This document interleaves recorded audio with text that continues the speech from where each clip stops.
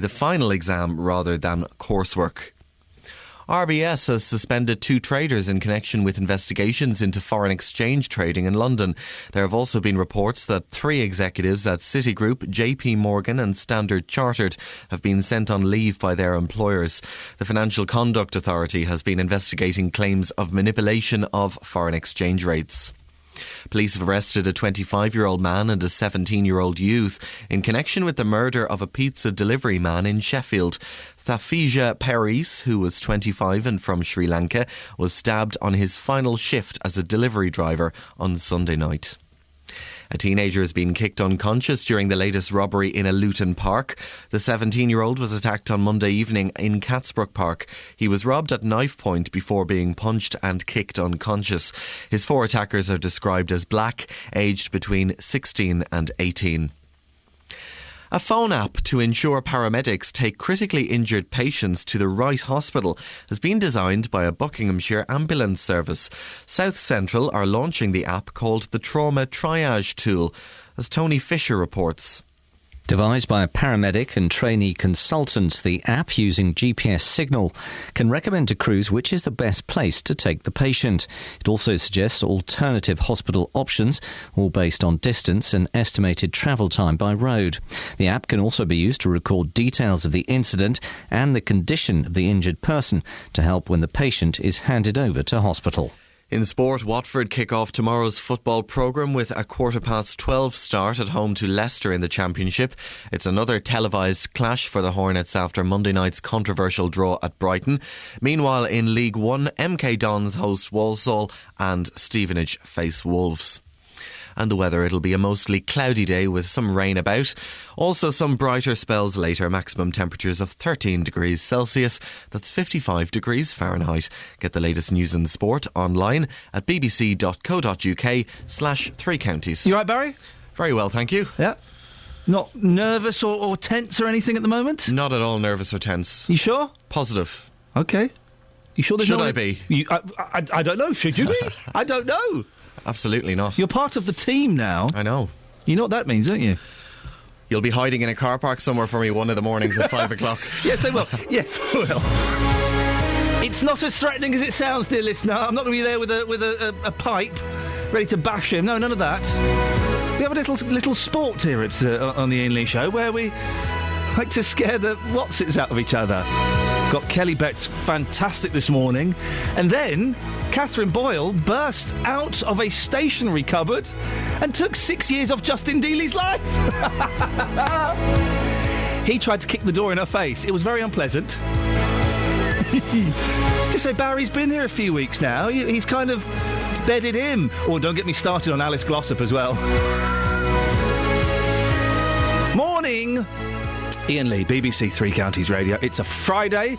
Lots coming up on the show this morning, including it's that time of the year where normal, healthy adults do something in their backyard they'd never normally dream of. No, not that, you mucky pups. They burn stuff. Hey, but by a strange coincidence, you know the Fire Brigades Union? Yeah, they've decided that tonight's the best night to stage a 4-hour walkout. Coincidence? I'm not sure. We'll also be talking to someone who wants to spoil all the fun you'll be having burning money by asking you to make a moral decision before you release your rockets. And listen, I don't want to worry you. It's not our duty here at BBC Three Counties Radio to do that. But an ambulance team has come up with a great way of deciding which hospital to take you to in an emergency. No. It's not a snazzy new walkie-talkie CB radio system. No. It's a phone app. A phone app. Steve, you got your iPhone on? Yeah, my battery's about to go. I don't know where to take this poor fella. Lots of ways to get in touch. Facebook.com/BBC 3CR.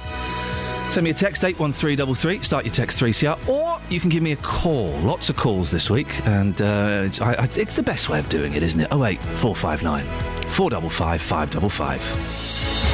Across beds, hearts and bucks. This is BBC Three Counties Radio.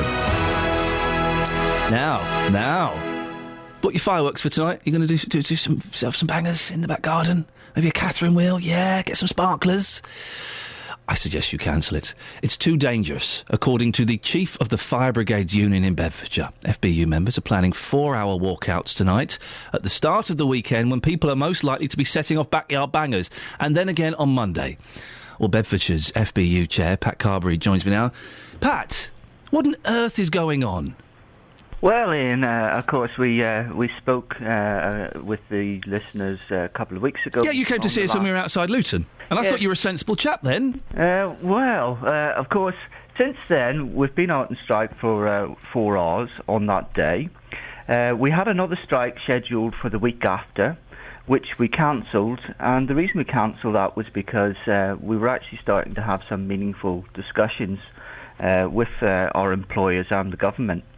The position has always been that the changes to our pension scheme would demand a firefighter to work all the way up to the age of 60, whereas currently they're only expected to work to 55. And we feel that is just not good enough. It's not what the public deserve. The public deserve to have physically fit and healthy firefighters, and government reports indicate it's highly unlikely that firefighters will be able to make that fitness standard. Another thing the public deserve, though, Pat, is they deserve, on bonfire weekend, they deserve to be able to have bonfires and set off fireworks safely and easily. And you're advising people to cancel their fireworks displays. Well, we have set the action for tonight, which is it's actually 4.5 hours. It gets worse. 6:30 to 11. But why tonight, mate? That's not fair, is it? That's not fair on the public.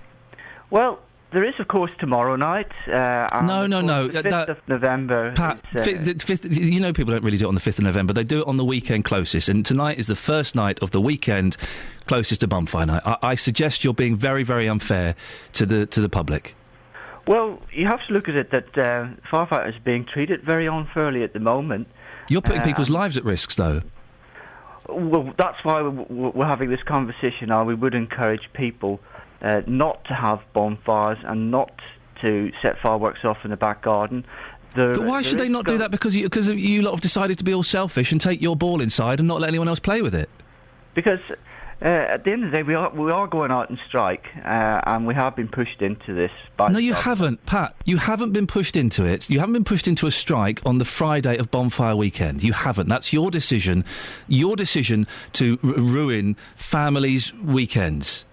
Well, I would hardly say it's ruining the weekends. As I say, they have another option about having the celebrations tomorrow night. Supposing they can't. Supposing they can't do it tomorrow night. Supposing tonight they've got everything planned. They've got everyone coming round. They've got food in. They've spent all the money.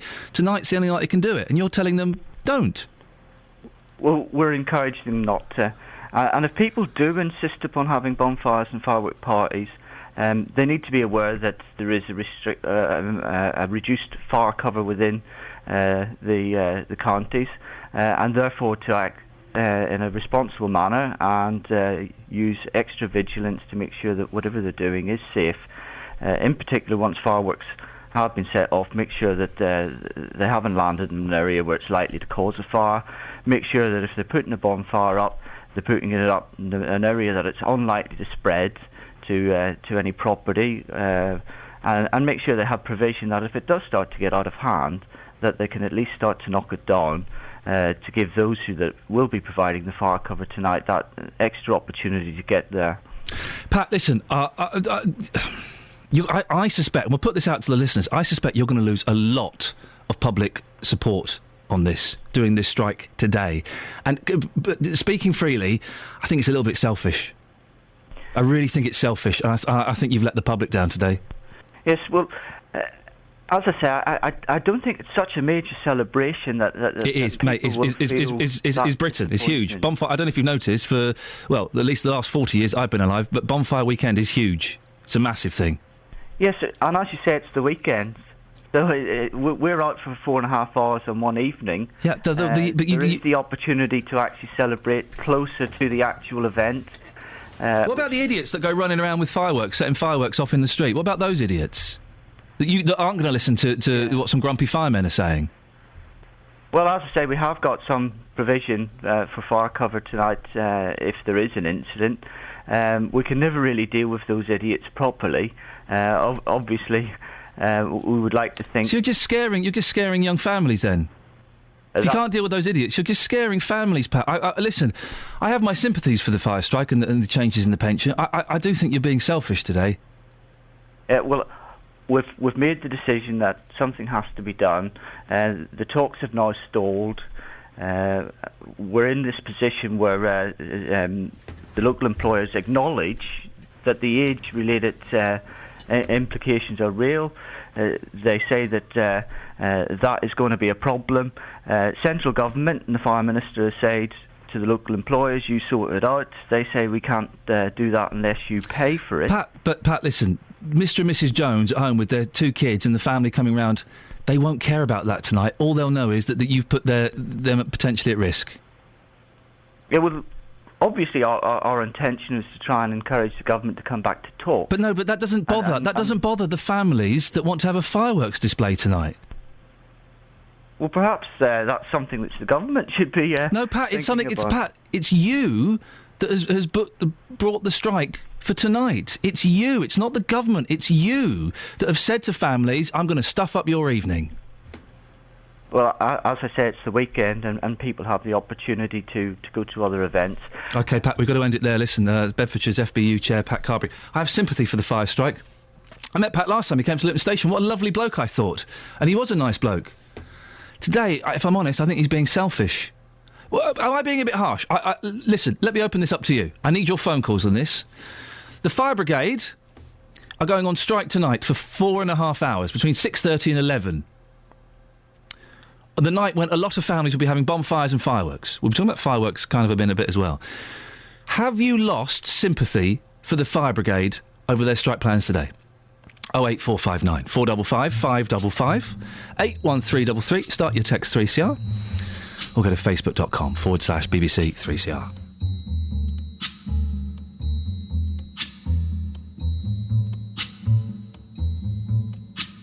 When the night has come and the land is dark and the moon is the only light we'll see. No, I won't be afraid. Oh, I won't be afraid. Just as long as you stand by me. So darling, darling, stand by me. Oh, stand by me. Oh, stand by me. Stand by me. If the sky that we look upon should tumble and fall, or the mountain should crumble to the sea, I won't cry, no, I won't shed a tear, just as long as you stand by me. And darling, darling, stand by me. Oh, stand by me. Oh, stand now. Stand by me. Stand by me.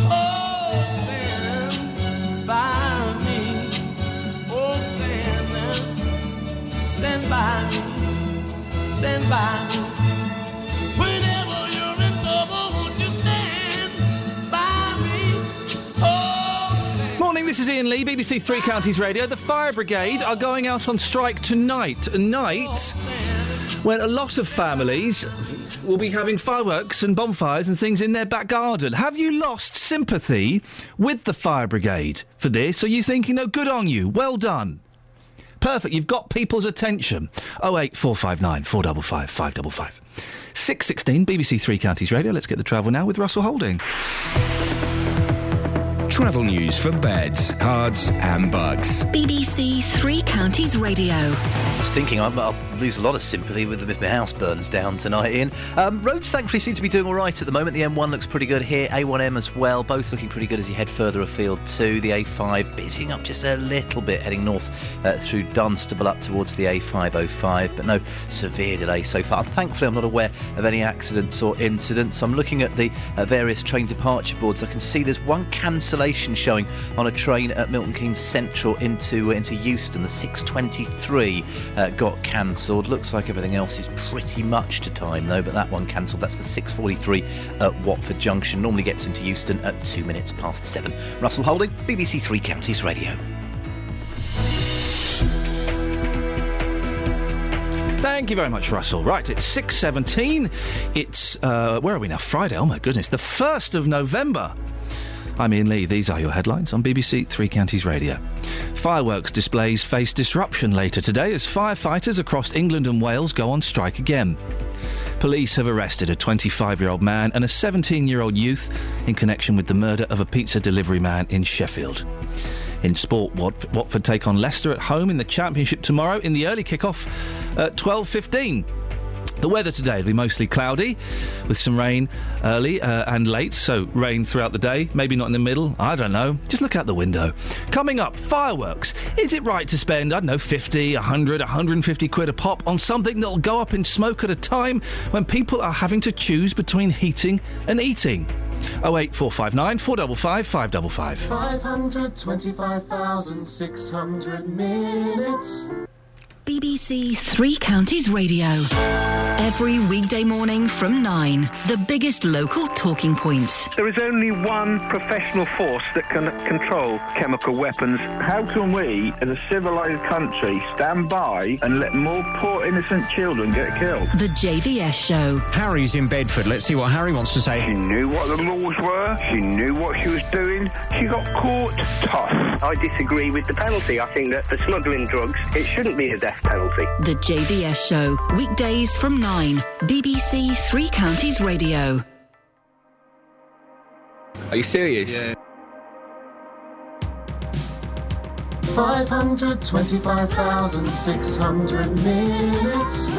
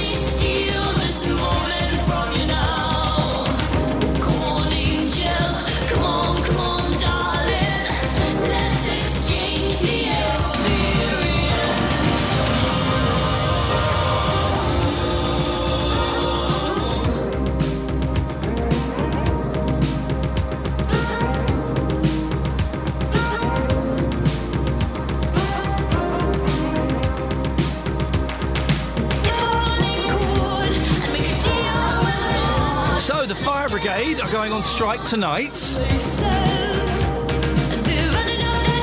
when lots of families will be having bonfires and fireworks and things like that, sparklers. You know, fire. Bit selfish, or do you think, no, fair play, well done, making a stand. 08459 455 555. Dave's in Luton. You'll have your turn this morning, Dave. Good morning, Iain. Dave, what can I do for you? What's today's date? It's the 1st of November 2013, David. Why, have you got confused? No. I'm wondering if you have. No. Right, when's bonfire night? Remember, David? The 5th of November. Gunpowder, treason and plot. That's correct. Correct, I know. So what, they're letting them off the fireworks tonight? Are you really so silly that you need me to answer that? No, you're silly, Iain. Hold on a moment. These firemen are going out on strike because they've got to work to the 65. No. Listen, the gentleman from the Fire Brigade Union expressed it much better than you could ever dream of. Do you not see why it's a little bit selfish, possibly? No, I don't. To go on strike tonight? No. Why? These firemen are fighting for their pay, their pension. Okay. Got to work. That's fine. 60. I understand. Right. I understand. So, they're allowed to ruin families' fun, are they? No. But it's not family fun, it's the 5th of November. Which is a Tuesday, David. Who on earth? No. There's a Saturday and there's a Sunday. Right, OK. Sunday's a school night, Tuesday's a school night. So you're down to Friday and Saturday, you're down to 2 days. What if you can only do it on a Friday? What if you've got it all planned for tonight? Yeah, but Guy Fawkes didn't turn around and say, we can't do it on the 1st of November because it's a Sabbath day. Yeah, I don't think Guy Fawkes had to go to school the next day, or had kiddies that had to go to school the next day. Right, when I was young and we had bonfire night, probably around the same time as Guy Fawkes.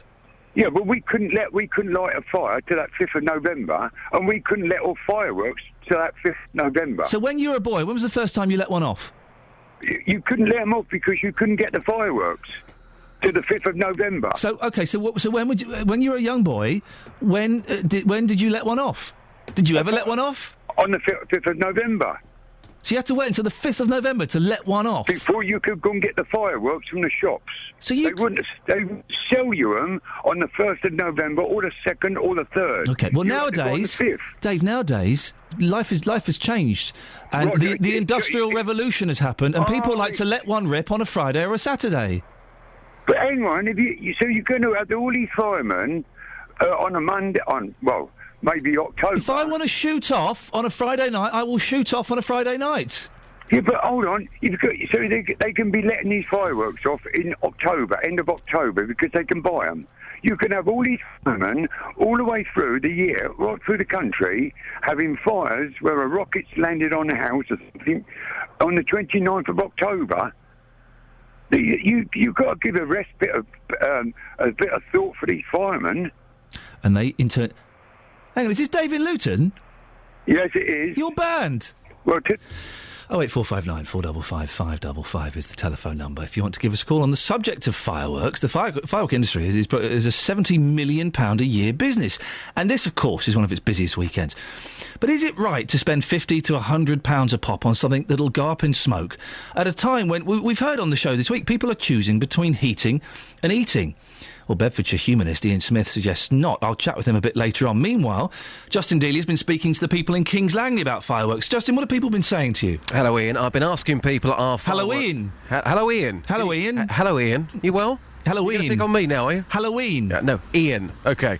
Iain, I've been asking people in Kings Langley about firework displays at home. Are they just a waste of time? Here's what people have had to say. There's too many accidents, too careless. The public's generally very careless, I find, about things like this. So children get hurt and animals get hurt. So it's much better, I think, in public, where you've got trained people and... It sounds pretty drastic, but would you like to see a ban on private firework displays? Yes, I think they're dangerous. Like having a lion in your back garden, that's dangerous too, isn't it?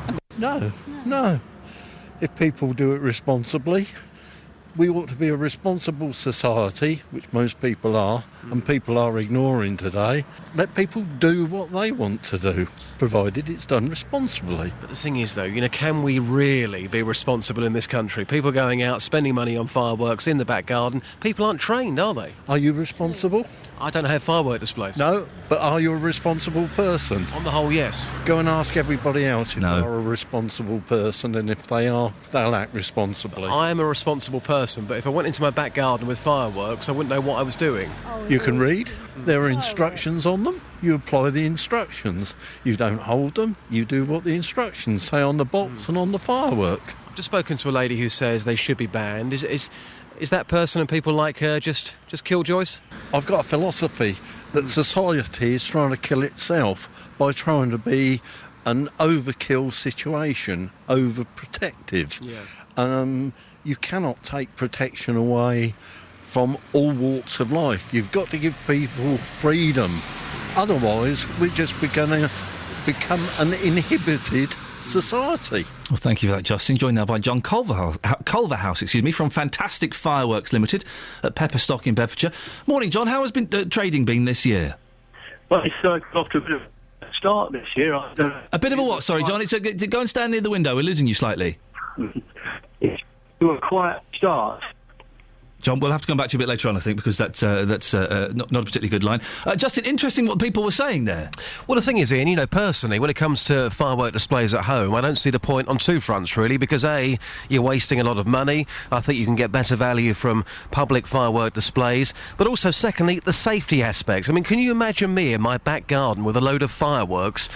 I just don't think, personally, I could be trusted to be safe. And probably the same for you, I'd have thought. Have you ever lit a firework?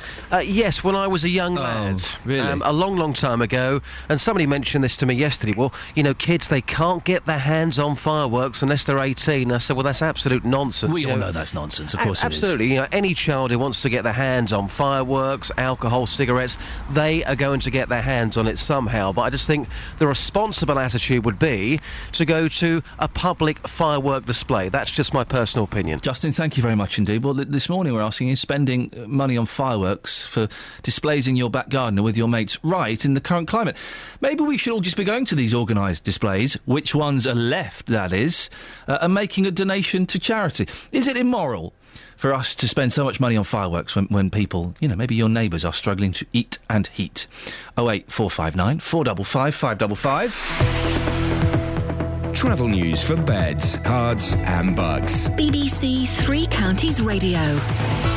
Hi, Ian. Thankfully, I'm not aware of any accidents at the moment. The M1 is looking pretty good here. Seems all right as you head out of county. The A1M and the M25 also looking pretty good so far. Fingers crossed for an uneventful morning. The speed sensors just a little bit busy on the A5 each way through Dunstable.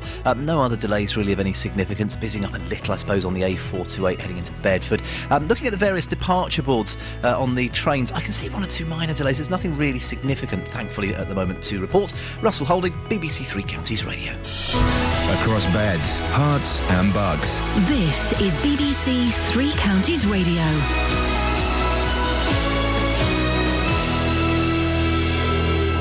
It's 6:30. I'm Barry Caffrey. The headlines: firefighters across Beds, Hearts and Bucks will go on strike from 6:30 this evening for 4 hours. The Fire Brigades Union is in a dispute with the government about pensions. The mother of baby P is understood to have been freed from prison. Tracy Connolly was jailed in 2009 and given a minimum of 5 years for causing or allowing her son's death. She'd been held on remand for several months before being sentenced. A teenager has been kicked unconscious during the latest robbery in a Luton park. The 17-year-old was attacked on Monday evening in Catsbrook Park. He was robbed at knife point before being punched and kicked unconscious.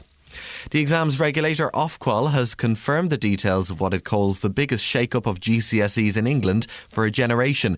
A new numerical system for marking will see an extra grade added. Students will be scored from 1 to 9, with 9 being the best grade. And the weather, it will be a mostly cloudy day with some rain, but also some brighter spells about.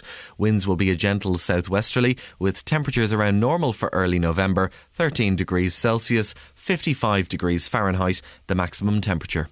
Three Counties Sports. BBC Three Counties Radio.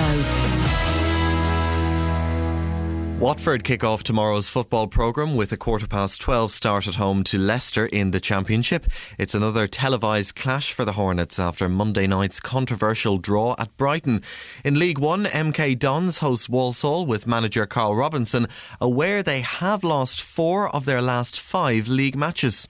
I think if you keep doing the right things, it'll turn. Listen, there's been a number of times when it's been great and it's been easy to stick with us, but when it's not great, we've got to stick together even more. Well, also in League One, improving Stevenage go to second place Wolves with manager Graham Westley feeling they are beginning to look like his previous Borough teams. On a good day we'd win well, and on a bad day we won, and that was what we did. And this group is starting to understand now what it takes to win well on a good day, and just win when you're not at your best. In League 2, Wycombe travel to Accrington, and in the conference, Luton make the long trip to Gateshead tomorrow. Scott Griffiths picking up an injury during the warm-up last Saturday, and Hatters boss John Still will assess the fullback who does travel.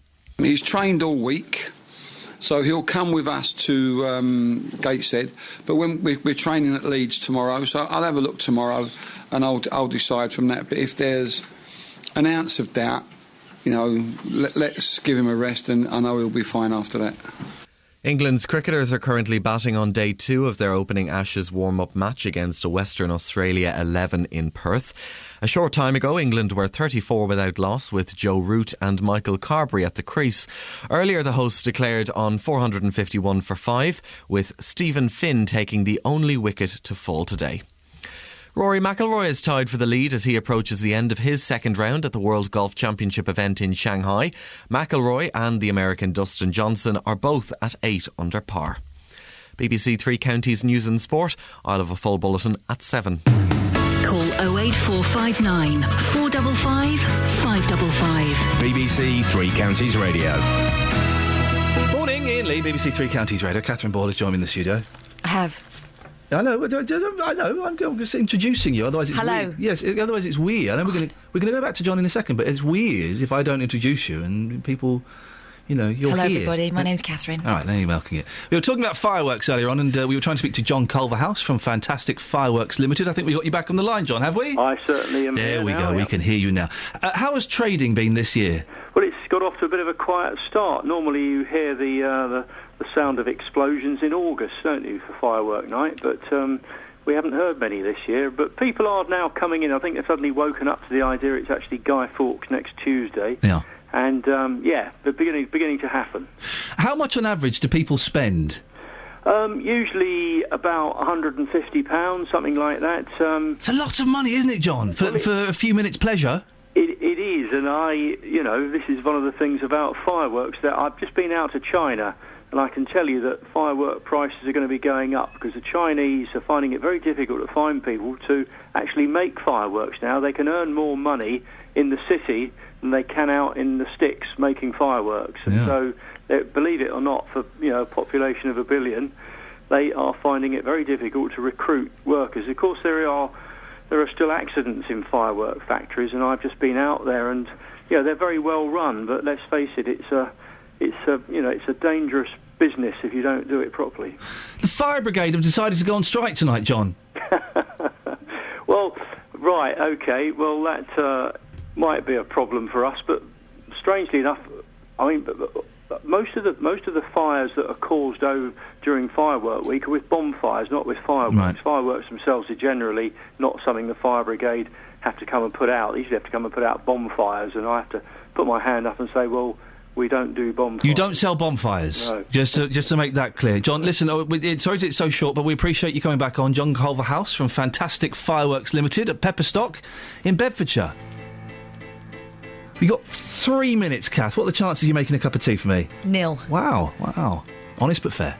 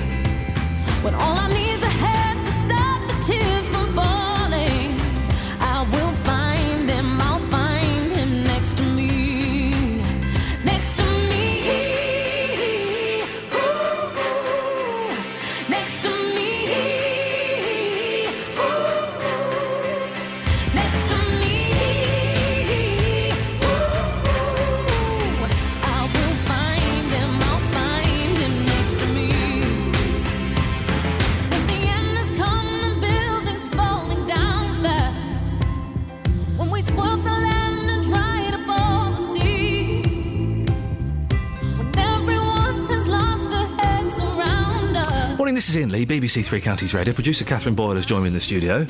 I have. Here we go. Well, you got a bit of a cob on today. What's wrong? I'm still coming down from jumping out of the cupboard. Yes, you scared Justin Dealey superbly. We I need know, to start but I also filming bashed into him and I feel a bit bad about it. He's a tough lad, he can take it. Before we do the papers, Andrew's in Bedford. Morning, Andrew. Good morning, Ian. Andrew, what can I do good morning, sir. What can I do for you? Yeah, just like to say that you're talking absolute nonsense about the firefighters. Tell me why. Well, I think that people like that, they do such a worthwhile job, and I think if all the emergency services went on strike for a few days, people would see the true value of them. And the selfish people in this country, the people that are paid enormous sums of money for doing not worthwhile jobs, and they're the sort of people that we ought to be restricting wages and making them work longer. Yeah, listen, it's hard to argue that the firefighters and the nurses and the people like that are underpaid and they should have better deals and things like that. It would be difficult to argue otherwise. But for them to decide to go on strike tonight seems to me a little bit selfish. But it's not bonfire night, is it? It's November the 1st, and as far as I'm concerned, ever since I was a child, bonfire night was November the 5th. It didn't matter whether it was a weekend or a weekday. Well, parents on November the 5th. Parents, Andrew, are a little bit more responsible these days, so they don't like to keep their kids up on a school night. Well, have it tomorrow then. Put it off until tomorrow. Supposing they can't do it tomorrow. Supposing they've been planning. Why can't they do it tomorrow? Well, I don't know their personal situation. Maybe Dad's working. Maybe their mum has to go back to Jersey tomorrow. I don't know the details, but it's... Put their children at risk, and there are a lot of children are injured every year from fireworks. If they're going to put them at risk, put it off, and if they can't put it off, cancel it altogether. Oh, you killjoy, Andrew. You killjoy. They're being selfish, Ian, I'm sorry. They're the ones that are being selfish for putting their children at risk. It's an interesting point. Andrew, thank you very much indeed. The parents or the fire brigade? Who are being more selfish? 08459 455 555. Catherine, what's in the paper? There's a lot of things in the papers, and I have found some. OK, I'll do one. The Daily Express. Here's one. Oh, too late, I've started. Oh. Daily Express. Shocking statistics here.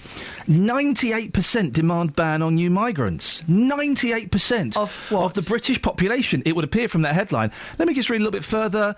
The crusade launched by the Daily Express yesterday to prevent a new surge of European immigration to Britain has already won massive... Oh, I see, sorry. So it's not 98% of the British public.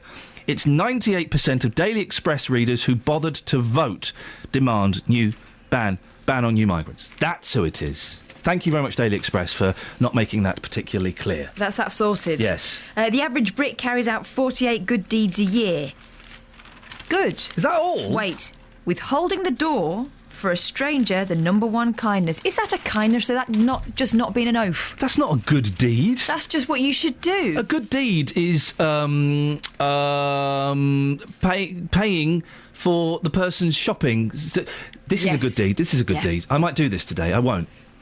Maybe I will. I don't know. Money's too tight to mention.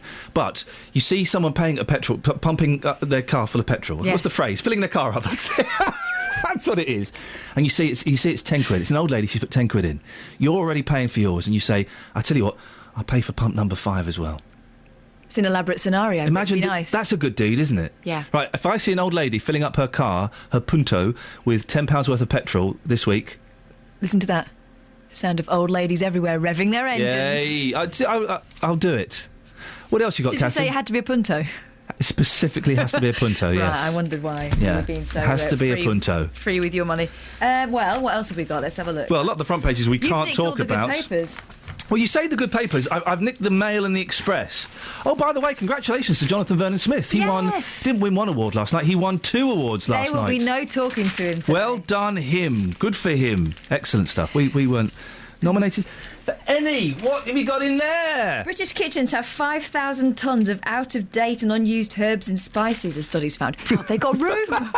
They've looked in my mum's cupboard. Why I didn't know spices went off. Yeah. Just, you come to the end of the jar, you get the next lot. Do you remember in the 70s, there used to be, in the early 80s, there used to be, you used to get spice racks? Yeah. You don't still get spice. I've only just thrown one out. Really? Yeah, it was completely useless. I had a spinny one.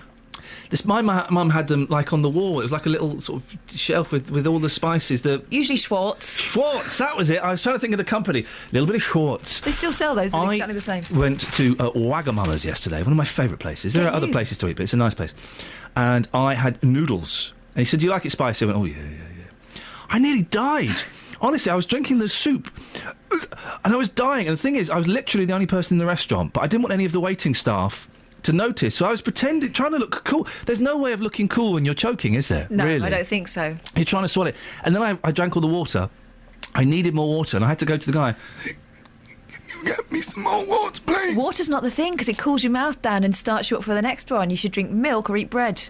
Well, I'm not going to ask for a glass of milk in a restaurant, am I? I'm not two. Milk. I'm really trying to say milk correctly, because I know you lot bully me. No, milk or bread. That's what they should be supplying. Yeah, you Asian restaurants that aren't supplying the right equipment for my weak palate. Shame on you. I don't get those foods anyway. I don't get food as an endurance sport. Oh, you're not a boy. You went trick-or-treating last night, didn't you? Did, yeah, it was brilliant. What did you get? Nothing. It didn't give me anything. I was dressed up. Oh, the kids got loads, though. You were dressed up as the mum from the Munsters. Yeah, I was, Lily Munster. That's good. It was fun. Yeah. I took it a bit too seriously, maybe. I didn't have a coat, I had a cape. With a hood. But did you get anybody, because we were talking about this yesterday, weren't we? Did you get anybody who was like, "Oh, go on, naff off, get No, it out because of we it"? only go to pre-arranged places. We only go to the grandparents, really. Right, so it's okay. our own grannies we're scaring. Yeah. But no, we didn't get told to naff off. There's a code, of course, the pumpkin code, which we abide by. My wife I was working, took the kids and some friends' kids up to this. There's this lovely old Greek woman who lives kind of about half a mile away from us. And she gave them digestives and Ferrero Rocher, but individually wrapped in little bits of tin foil. Well, hang on a minute. So the digestives were wrapped with the Ferrero Rocher? No, separately. So you'd have a digestive wrapped up in tin foil. Yeah, she's hiding the fact it's the boringest biscuit in the world. And Whoa! I don't want to do a phone-in. What's your favourite biscuit? But stick some chocolate on it, then we're talking. No, stick a bit of cheese on there. Oh yeah. But digestive is God's gift to biscuits. It's the basic. It's the standard amongst which all other biscuits are judged. Just thinking of the Nice biscuit. No, that's a bit. Rich tea. Rich tea is there with the digestive. Digestive is rich tea with a party frock on. I'm really going to have to ask you to leave the studio now. Fine. And hang your head in shame as you go. Never. Don't like digestives. I like them, but they're boring. Out. Dull. Out. Party rings. Pardon? Travel news for beds, cards and bugs. BBC Three Counties Radio. Well, we seem to be doing all right on the roads at the moment. I'm not aware of any accidents. The M1 seems all right here. Looks pretty good as you go further afield. Centre of Harpenden's just beginning to busy up a little bit. Dunstable still looks a little bit slow each way on the A5, but nothing too severe so far. As I say, no accidents that I'm aware of. And the trains are not too bad. There are one or two delays that I can see on some of the departure boards, but they're fairly minor. There's one, the 6:38 at Milton Keynes Central, that's about to leave at 6:47 for Euston, but no other delays more than just within 5 minutes really, so I think we're doing okay. Welwyn Garden City, the 6:40 to King's Cross will be 6:48. Russell Holding, BBC Three Counties Radio.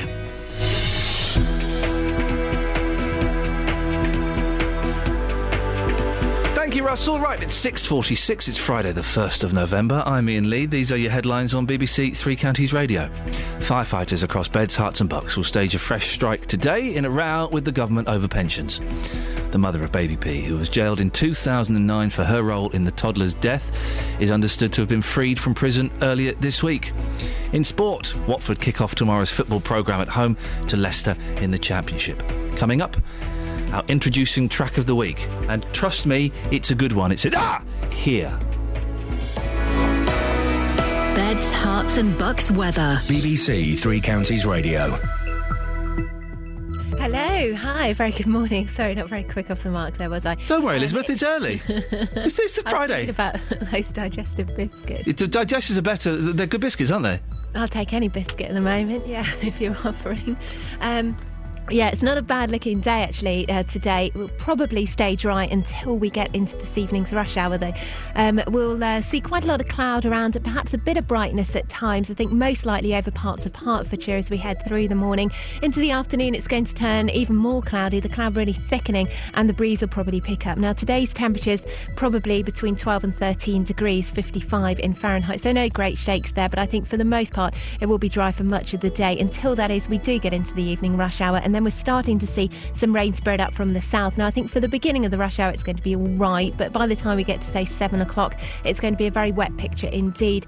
The possibility of seeing up to an inch of rainfall quite widely, possibly even locally as much as 2 inches. The rain's always going to be worst and heaviest towards southern areas of the 3 counties, so you will want to watch out for some rather tricky driving conditions tonight, and lots of surface spray and things like that. But all of the rain is going to clear away to the northeast as we head through into tomorrow morning, so it will be a dry start to the day tomorrow.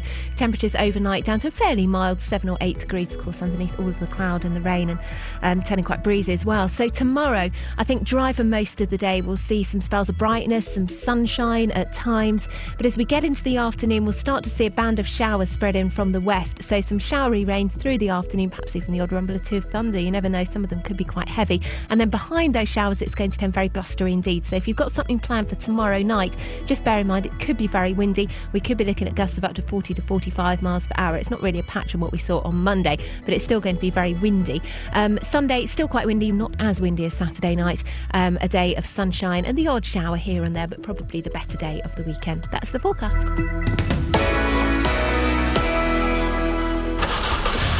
The big tour is coming. The big tour is coming. I was just laughing there because someone's bothered to put the new Top Loader single in our playlist. That's not happening. That's not happening. Now, BBC Introducing is a show what done happen on a Friday night at 8 o'clock on Saturday nights. Kelly's getting angry. Look, what? It's not Friday. When is it? Saturday. All right, well, 8 p.m. OK, set it up then. Jeez. So it's a show dedicated to the music makers of the 3 counties, and there's lots of them, and they're all very talented. Well. And if you're making music, you can upload your music to bbc.co.uk/introducing, and we here can send it on to Radio 1, 1 Extra, 6 Music. In fact, an actor of ours, Noeva, is currently on the 1 Extra playlist, courtesy of us, me. So 1 Extra, that's kind of like Radio 1, but for people who don't like listening to Radio 1. It's like Radio 1 Light. It's an urban station. An urban station, small listenership. It's big listenership. OK, fine, yeah. So that's great. Yeah. What have we got today? Today we have Natasha North, a folk singer-songwriter from Buckinghamshire. She's brilliant. The video for this is brilliant as well. Ian, you will like this one. Well, I look forward to watching it on MTV or VH1, but in the meantime, let's listen to the song on the radio. Grab my heart and tie my tongue. Break this wall and let my bodies become. And breathe your smoke into my lungs. 'Cause we are only young.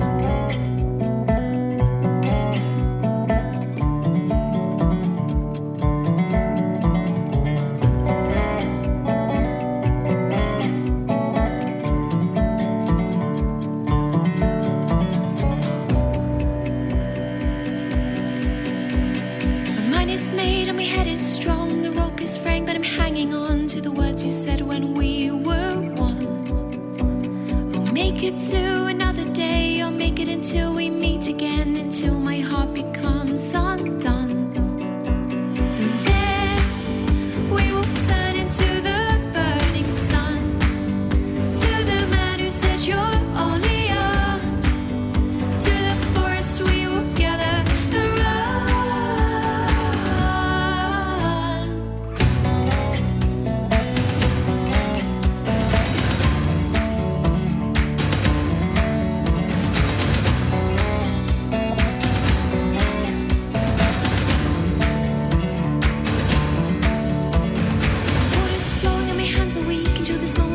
Where my mind can sleep, I'll be drowning in an ocean too deep. You pull me to the other side, we'll make it through this hell alive, and slowly you'll clear my mind. Then we will turn into the burning sun, to the man who said you're only young, to the forest we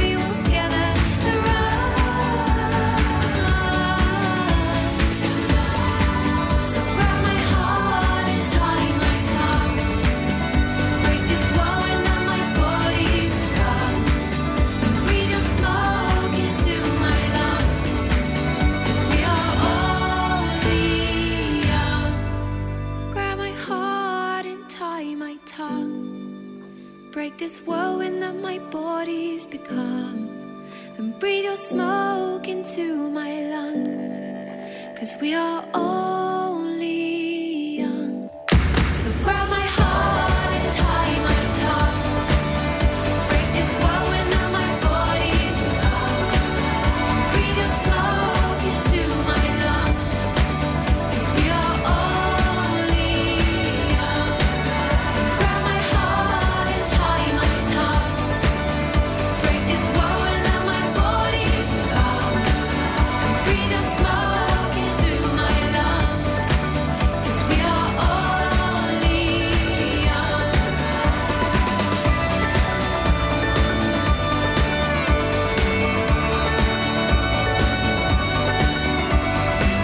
That's Natasha North. Tell us about her again, Kelly, because I don't remember. Singer-songwriter, folk singer-songwriter from Buckinghamshire. Yeah. She has a video for this online. You can actually buy this as well because it's out now. I just taped it off the radio. Well, that's not good. No. So don't do that. No.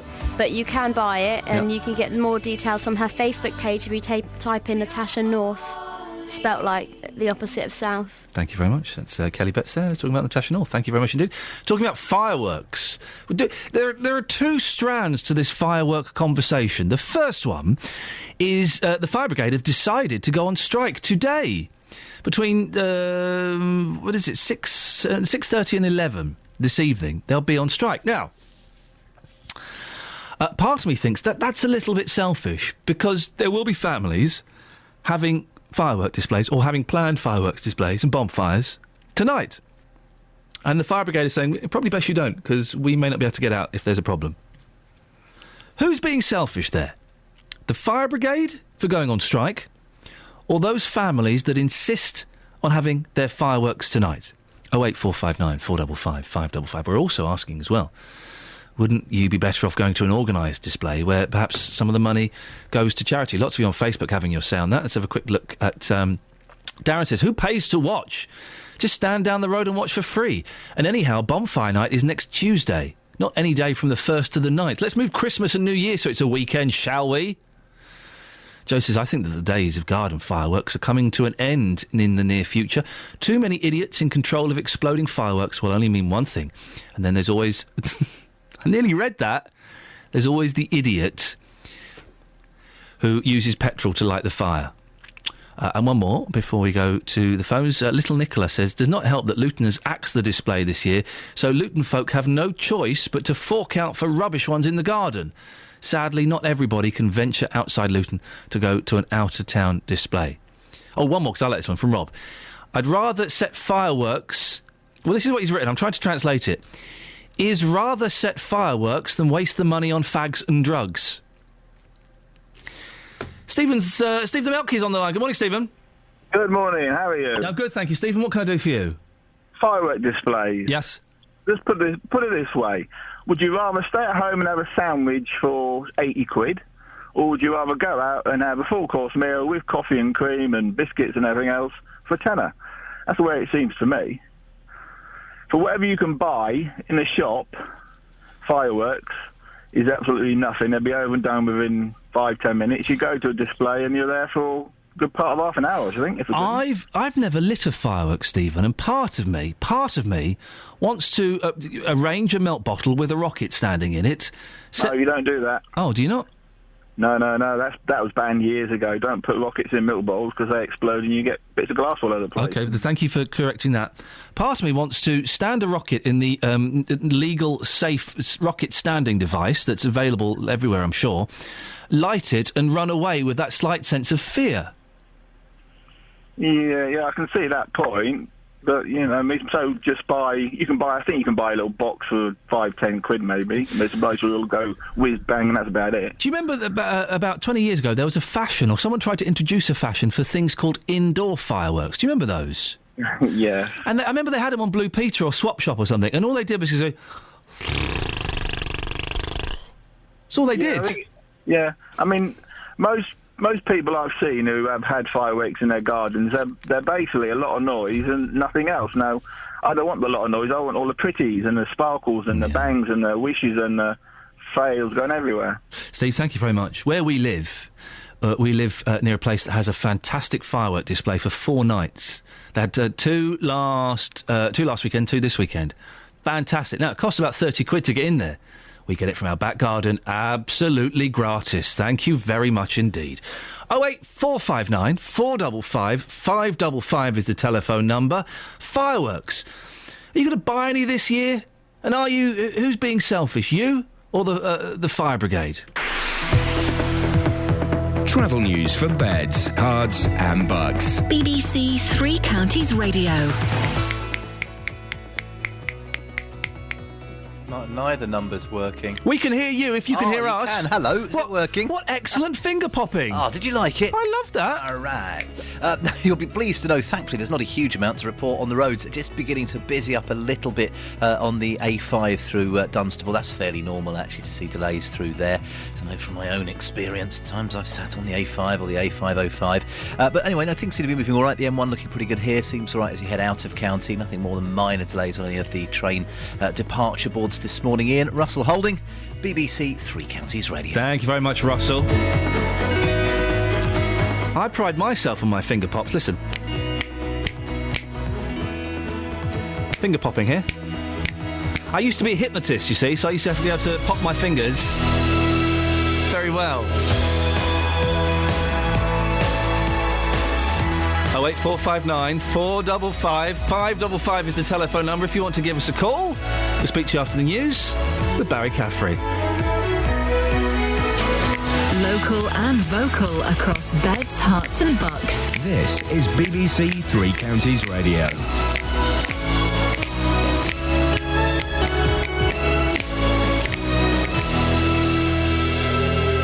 It's 7 o'clock. I'm Barry Caffrey. The headlines: firefighters to strike this evening, changes to GCSEs confirmed, and Bucks ambulance service launches mobile app to take patients to the correct hospital. BBC Three Counties Radio. Firefighters across Beds, Hearts and Bucks will stage a 4.5-hour strike this evening in protest at proposed changes to their pensions. The government's raising the retirement age for most firefighters to 60, but the Fire Brigades Union warns many won't be fit enough to keep working for that long. Bedfordshire's FBU chair is Pat Carberry. He's this advice for people. Once fireworks have been set off, make sure that they haven't landed in an area where it's likely to cause a fire. Make sure that if they're putting a bonfire up, they're putting it up in an area that it's unlikely to spread to any property, and make sure they have provision that if it does start to get out of hand, that they can at least start to knock it down. The exams regulator Ofqual has confirmed the details of what it calls the biggest shake-up of GCSEs in England for a generation. Students will receive marks from 1 to 9 rather than grades A star to G as now, and assessment will be by a final exam. Our education correspondent Sarah Campbell has more details. The first students to be affected will be those taking exams in England in 2017. Instead of being assessed at the end of separate modules, they'll be graded by exam at the end of the 2 years of study. Ofqual says this is to allow more teaching time and less disruption. According to the government, the exams will be more challenging. In maths, there'll be much more content, and in English literature, texts including Shakespeare and romantic poetry will be studied in detail. More marks will be set aside for spelling, punctuation and grammar. Police have arrested a 25-year-old man and a 17-year-old youth in connection with the murder of a pizza delivery man in Sheffield. Thavisha Peris, who was 25 and from Sri Lanka, was stabbed on his final shift as a delivery driver on Sunday night. The mother of baby P, who was jailed in 2009 for her role in the toddler's death, is understood to have been freed from prison earlier this week. Tracy Connolly was given a minimum of 5 years for causing or allowing the death of her son Peter in 2007. She'd been held on remand for several months before being sentenced. A phone app to ensure paramedics take critically injured patients to the right hospital has been designed by a Buckinghamshire ambulance service. South Central are launching the app called the Trauma Triage Tool, as Tony Fisher explains. Devised by a paramedic and trainee consultant, the app, using GPS signal, can recommend to crews which is the best place to take the patient. It also suggests alternative hospital options, all based on distance and estimated travel time by road. The app can also be used to record details of the incident and the condition of the injured person to help when the patient is handed over to hospital. In sport, Watford kick off tomorrow's football programme with a 12:15 start at home to Leicester in the Championship. And meanwhile, in League One, MK Dons host Walsall and Stevenage face Wolves. And the weather, it will be a mostly cloudy day with some rain, but also some brighter spells. Maximum temperatures of 13 degrees Celsius, that's 55 degrees Fahrenheit. And you can get the latest news and sport online at bbc.co.uk/3counties.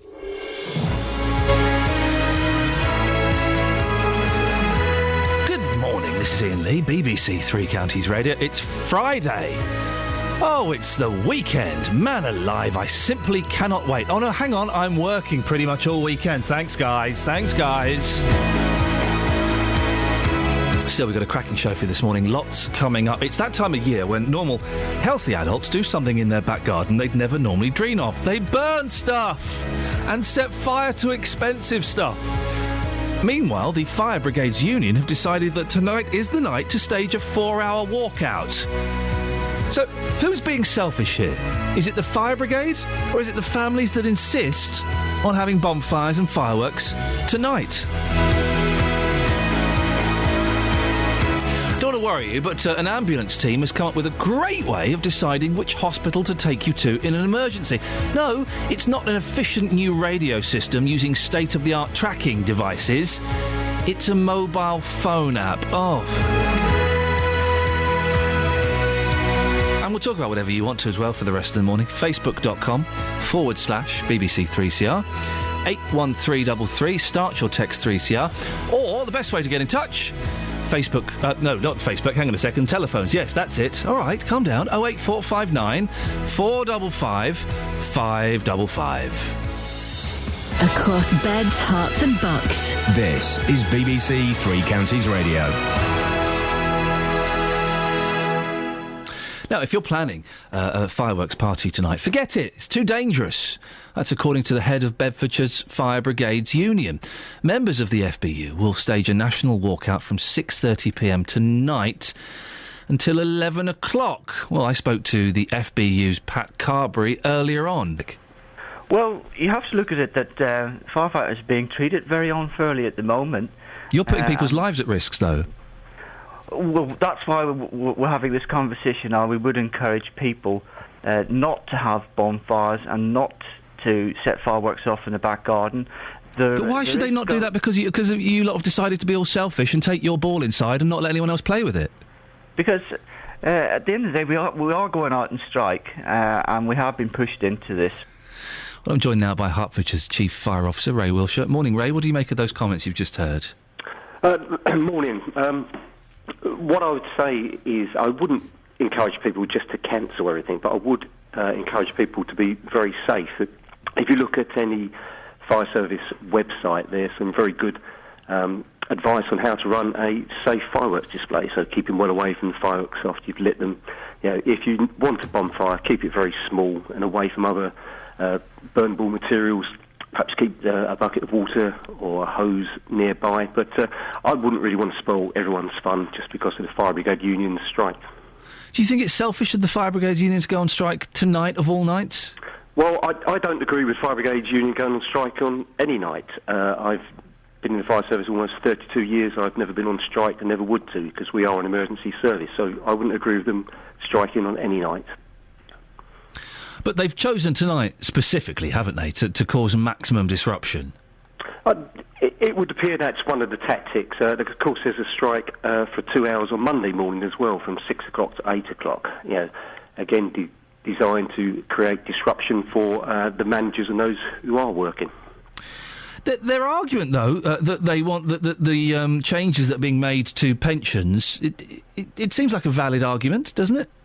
I can understand some of the arguments. I've been affected myself by some of the changes, and I can understand some of the frustration. But The last strike, which was 2 Saturdays ago, was cancelled because talks were taking place. I don't believe those talks have ended, and I can't really understand why they're going on strike again. But the reason, if I got this right, that they're going on strike is because the changes to the pension mean that firemen will have to... What does the retirement age go up to, 60 or 65? Well, it goes to 60 in the new scheme, but it has been 60 in the new firefighters' pension scheme since 2006. Right. But we don't want old firemen and women running around, do we? We don't want unfit firefighters running around. And the older you get, the chances of you being unfitter than you were increase. That is true, and that's why we have very good fitness regimes and occupational health regimes to help people to maintain their fitness. But not everyone can. As they get older, there is, of course, natural deterioration. So I don't want a 58-year-old unfit fire officer trying to rescue someone. So it does seem a little unfair, doesn't it? Well, on a job that's so physically and mentally demanding to increase the pension age. Well, it will be more challenging for some, but as I say, the pension age has been 60 for new entrants since 2006. May I ask how old you are, Ray? I'm 50. OK, and do you do a frontline job? No, I sit behind the desk and go to meetings most of the time. Why is that? Would you feel comfortable climbing up a 30-foot ladder and pulling something out of a window? Yes, I would. In fact, I took our exactly the same fitness test that our firefighters did just this Monday, and I passed at what is level 10 for the shuttle run and only had to get to level 7, so hopefully I'm leading by example and showing it can be done. What provisions, Ray, are being put in place to make sure that people's lives aren't put at risk this weekend? Well, we have, it is a very minimum response we have. In Hertfordshire, at the moment, we have 9 fire engines available. We usually have 41, so you can see how reduced that attendance is. But we will say, if you do need fire service, dial 999 and we will come. And do you think the choosing today will affect the way people view the fire service? Well, I think that's one of the great shames. I don't think there's any great public support for people going on strike at the moment, and it's a great shame that it is a wonderful service. It still is a wonderful job, and it's a shame for everyone.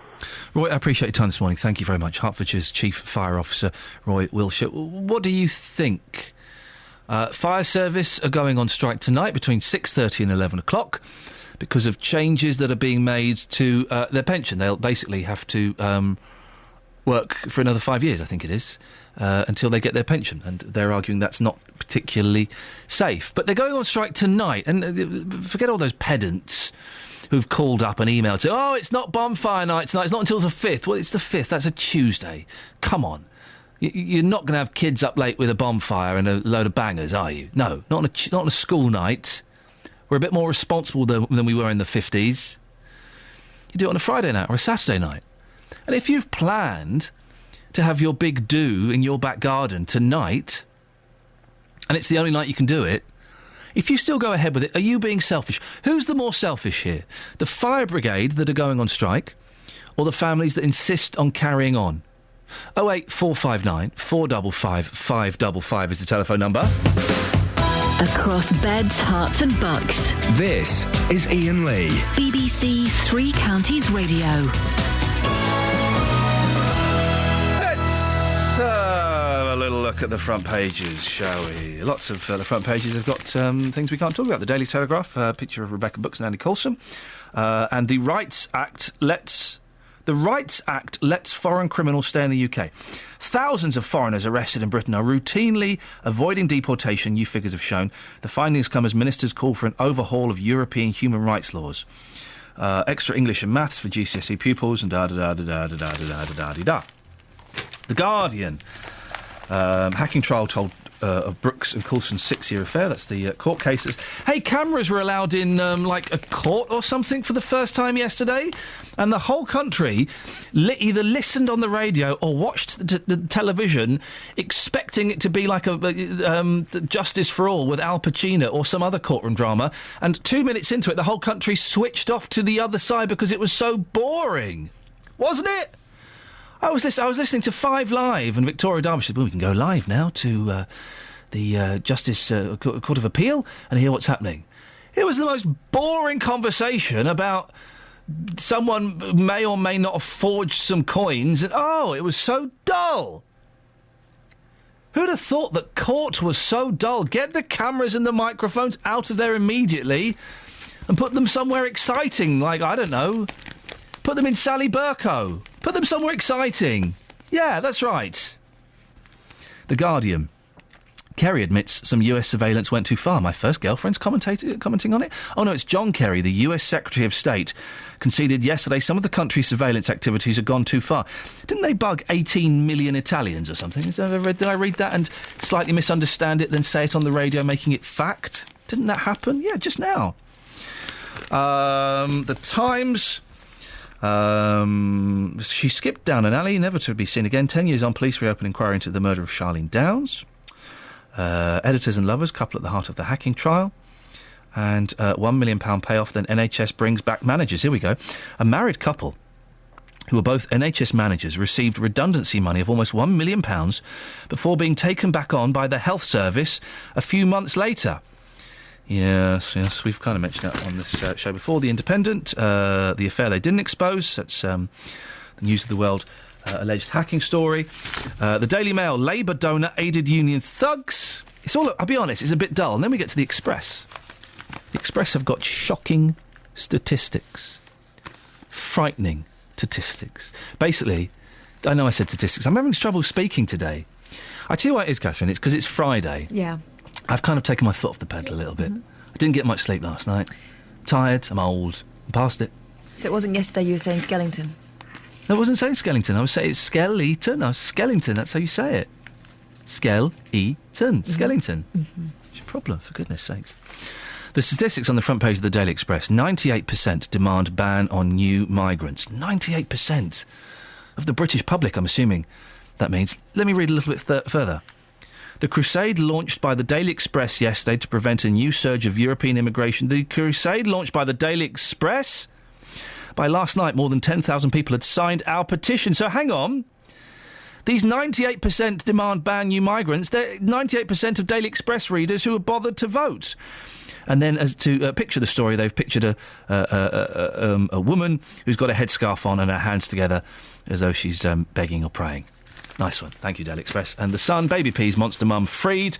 And Katie Hopkins. Oh, for goodness sake, she's got a column in The Sun. They fell for that nonsense, did they? Travel news for beds, cards and bugs. BBC Three Counties Radio.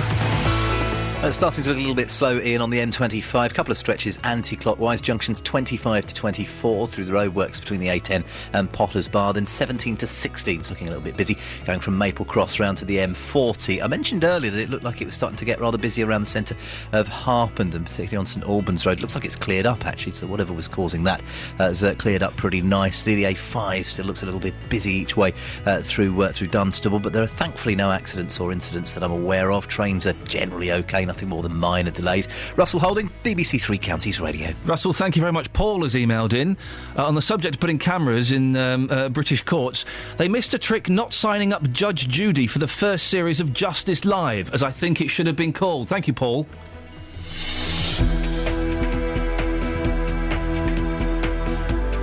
Right, it's 7:16. It is Friday, the 1st of November. I'm Iain Lee. These are your headlines on BBC Three Counties Radio.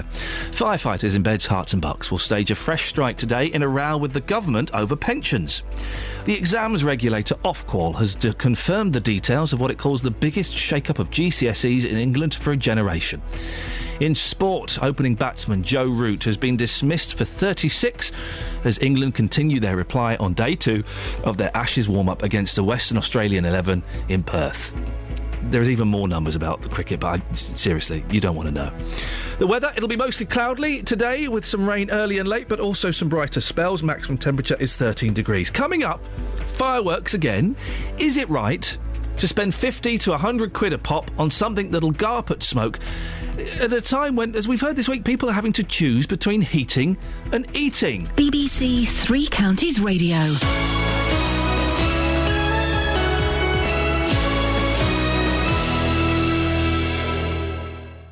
Chet and Partuck on BBC Three Counties Radio. Sunday I'll be live from the home of the Hare Krishnas near Watford for this year's Diwali celebrations. Thousands are expected to celebrate the Festival of Lights ahead of the Hindu New Year, and we'll bring you all the fireworks and drama. Chet and Partuck. Join me Sunday from 6 at Bhaktivedanta Manor on BBC Three Counties Radio. Excellent stuff indeed. Now, 08459 455 555 is the telephone number if you want to give us a call. A Bedfordshire humanist is questioning the morality. Have we got Dealey, by the way? So I'm going to the Dealey piece, and I don't know if Dealey's there. Yes, he is. Excellent stuff. You are there, aren't you, Dealey? No, he's not there yet. We'll keep talking, and hopefully he'll get there by the time You're there, Justin? Yes, I'm here. OK, so just take your time. You booked it... Hang on a second. Hang on a second. You were booked for this slot, and you obviously didn't, you have smoking a tab or something? No. Oh, I'm sitting here waiting for you. Oh, well, Yeah. It's your fault. Crack on. I apologise. Thanks. A Bedfordshire humanist is questioning the morality of letting off fireworks at a time when many people are really struggling financially. The pyrotechnic industry turns over £70 million a year, and a box of backyard bangers costs between £50 and £100. Iain Smith reckons that money will be better spent as a donation to charity. Well, we'll be speaking to him a bit later on. But first, our very own little pocket rocket, Justin Dealey... has been asking people in King's... Pocket Rocket, did you write this? No, I didn't. It sounds wrong. Has been asking people in King's Langley if firework displays at home are just a waste of time. And this is what they had to say, bruv. There's too many accidents, too careless. The public's generally very careless, I find, about things like this. So children get hurt and animals get hurt. So it's much better, I think, in public, where you've got trained people and... Yes, I think they're dangerous. Like having a lion in your back garden, that's dangerous too, isn't it? Let people do what they want to do, provided it's done responsibly. But the thing is, though, can we really be responsible in this country? People going out, spending money on fireworks in the back garden. People aren't trained, are they? You can read. There are instructions on them. You apply the instructions. You don't hold them. You do what the instructions say on the box and on the firework. He really gave you a good talking to, didn't he, Justin? He did, but I love that quote from the First Lady. It's like having a lion in your back garden. I think having a lion in your back garden is probably more dangerous than having a firework display, but there you go. Well, hang on. Justin. Yeah. Now, hang on a second. I'm sure we could collate the statistics for the number of accidents in back gardens involving fireworks compared with the number of accidents in back gardens involving lions. I suspect that the fireworks figure will be significantly higher. I know that, but how many people have had a lion in their back garden compared to fireworks? Probably not many. Exactly. Now, you've been speaking to an independent fireworks trader in Kings Langley, it says on my screen. What's he had to say? Yes, I've been talking to John Padden from Whiz Bang Fireworks in the village. Now, Iain, they sell fireworks all year round. In actual fact, it's a pretty scary place because they're also a registered firearms dealer. So this interview took place whilst John was standing next to his guns. So, as we know, times are tough for many families. I started by asking John if families are cutting back. Are his sales up compared to last year? Here's what he had to say. I'm pretty sure we're certainly on a level basis, and I think overall we'll probably be up this year. You've got to remember that the firework time this year will be over three periods. This weekend, firework night, and next weekend. So we'll have three hits at it. And people that are coming in, on average, how much are they spending on fireworks for their private functions? Obviously, young families haven't got a lot of money to spend. They'll spend probably £50, £60. But the more established people will spend £150, £200, £300 on a show for their garden. And we can accommodate that as well. I mean, times are obviously good for you. What would you say to anybody who says, you know what, private firework displays, they should be banned because they're dangerous? What would you say to those people? No, yes, of course fireworks are dangerous, but they're only dangerous if you don't handle them properly. And I think one of the problems we have in this country now, people cannot handle and buy fireworks until they're 18, by which time they often don't know how to handle them. I mean, I personally have been handling fireworks since I was about 9, and you very soon learn how to handle fireworks safely when you're young. You just do. And I think it's a great thing to have. You can have a lovely evening. You can have lovely parties with fireworks. We get a few friends together. and the families make a thing of it. Do you ever think, though, John, and be honest, if somebody walks in here and they spend, I don't know, £150 on fireworks, do you ever think, I'm not sure about this person, something bad could happen because they're not fully trained? Do you ever get a bad feeling about somebody? And if you do, would you refuse to serve them? Very, very seldom. In fact, I don't think I've ever come across it. We are very helpful with people. We explain how to fire them, how to handle them, how to secure them so they don't fall over. And we give them obviously safety tips. We will supply them with stakes to nail them down with. We supply parcel tape to stick them up with onto the stakes. We give them port fires to light them with. So for anybody who says that private firework displays are dangerous, you would say, hang on a second, no, don't be a killjoy here. Anybody buying fireworks from a responsible dealer should be able to go home and have a safe evening with their family. Exactly. That's exactly what we try to foster. And it's what usually happens here anyway, because we've been at it for such a long time. Virtually all the people in Kings Langley, especially all the local people, know about fireworks. Thanks for your time. Can I now move away from your guns? Is that okay? Of course you can. I won't shoot you when you go away. I only shoot people in the front.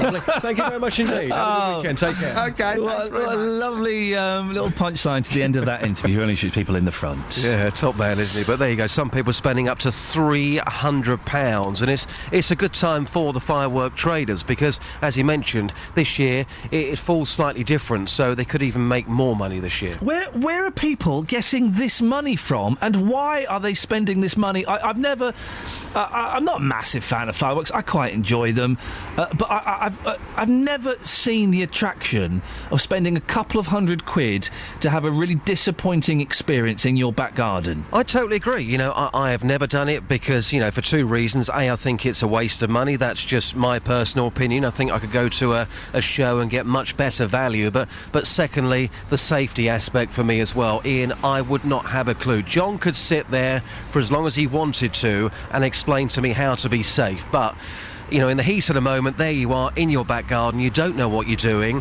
For me, I just wouldn't trust myself. I think that would be far too dangerous. But how many people listening this morning, seriously, are going to go out this weekend and spend £100 plus on fireworks for a display for their family? People surely aren't doing that, but according to John, they are. There we go, let's put this out then. Has anybody bought some fireworks for their back garden this weekend? 08459 455 555. I bet there won't be many, if any. I don't think there will be. I really don't think there will be, because I think if you've got a family, you want to go out, you want to experience it. I think, you know, when I go to a firework display, what I like the atmosphere. You know, you've got hundreds of people, sometimes thousands of people.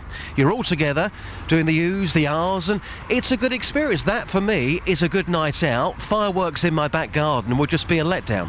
Justin, I'm going to take a couple calls now, but when we speak later, remind me to give you a minute to plug your show tomorrow. Absolutely, no problem at all. Thanks. Cheers, my dears. Ta-ta. Right, talking about the fire brigade have decided to go on strike tonight between 6:30 and 11 o'clock. Selfish? Or is it their right to do that? Steve's in Luton. Morning, Steve. Hello, morning. Morning, Steve. Go on. Well, they work 4 days a week, and they're not working constantly all the time like the rest of the society, and they're whinging about they want to retire at 60. I'd love to retire at 60, but it ain't going to happen for most of us, is it? So what they whinging for? They get the pension paid for by the taxpayer. At the end of the day, they've got a second job as well. They have 2 jobs. They're earning a decent wage doing the fire brigade, plus they've got time to go and do another job. Who's got time to do another job and have more money? I'm fed up with these people and unions whinging. Andy's in Stopfold listening to that. Andy, what do you reckon to what Steve was just saying? Well, yeah, they have their right to strike. And, you know, at the end of that, if they feel that the deal they've got is not good enough, and if they feel that the conditions that they're going to be put under as a result of those pension changes, if that could put lives in danger, you know, what's more important? Is it more important to protect the public, or is it more important to have more money in your pocket when you retire? It's a difficult one. But Steve thinks they're whinging, and that they only work 4 days on, 4 days off anyway. Yeah, it's a tough job, isn't it, being a firefighter? I'm not a firefighter personally, but, you know, they have a lot of psychological issues to deal with, a lot of trauma that they come across in their jobs, and they need time off to recover after what could or may have been a difficult and dangerous week. Steve, you seem to be a little bit excited when Andy said they have a tough job. You don't agree with that? We all have a tough job. We all go to work. Most of us are working 5 or 7 days a week. And everything else, they only go out to the job maybe 3 times. Yeah, but Steve, in 2 nights. Steve, how many dead and charred bodies do you come across in your daily job, Steve? Well, not many, but that's the job you went into. At the end of the day, you're better off than majority of the rest of the people in society. That's what I'm saying. Well, Andy, you're not a fire officer. You're not a fireman, are you? No. Okay. So just get that clear. I'm a public sector worker, and we do work very closely with the fire service.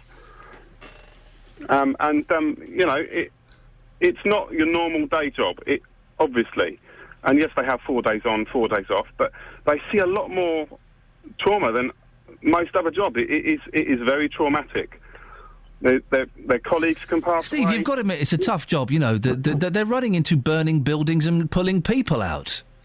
And sometimes they're pulling out their colleagues as well. It's not just... What do you do for a living, Steve? For the public. I'm a plasterer. Right. You can't compare the trauma and stresses of getting... No, you get trained to do that. You go into the job knowing you're going to... You can't compare the stresses and trauma of plastering with being a fireman. I've never said that. Oh, no, the wall's a little bit wonky. The plaster's cracked. Oh, no, disaster! I'm going to have to go on strike now, aren't I? The water's too warm for me plaster. I'm going to have to go on strike. But what I'm saying is, generally, most people out there are fed up of people and unions whinging about retirement at 60. It was fair enough. I don't want to see nobody at 60 or even 55 climbing up there and just go for wherever, right? I understand that. Might do themselves a mischief. I'm a plasterer. I ain't going to be plastering when I'm 65. It ain't going to be physically enough. I'm not going to be strong enough. At the end of the day, people fed up of other people moaning when Hang on. You're not going to be strong enough to be a plasterer at 65. Well, you hold up a little trowel and some plasters. You're not going to be strong to do that. Right, well, let's see what happens when I'm 65. I'll give you a ring if you're still alive. Well, I won't bank on it, Steve. Thank you very much indeed. Thank you, Steve, and thank you, Andy. 08459 455 555. It's BBC Three Counties Radio. Let's get the travel now. Here's Russell. Travel news for beds, cards and bugs. BBC Three Counties Radio. I'm finding it hard to cope with the stress in my job, I can tell you. There's been an accident on Standing Way in Bletchley, the A421. It's partly blocked westbound. Doesn't look like it's causing any delays from what I can see on the speed sensors. They are picking up some delays on the M25. That's slow anti-clockwise, Iain. Junctions 25 to 24 through the roadworks between the A10 and Potters Bar, then from 17 to 16 between Maple Cross and the M40. M1 is looking delicious. Russell Holding, BBC Three Counties Radio. Across beds, hearts and bugs. This is BBC Three Counties Radio.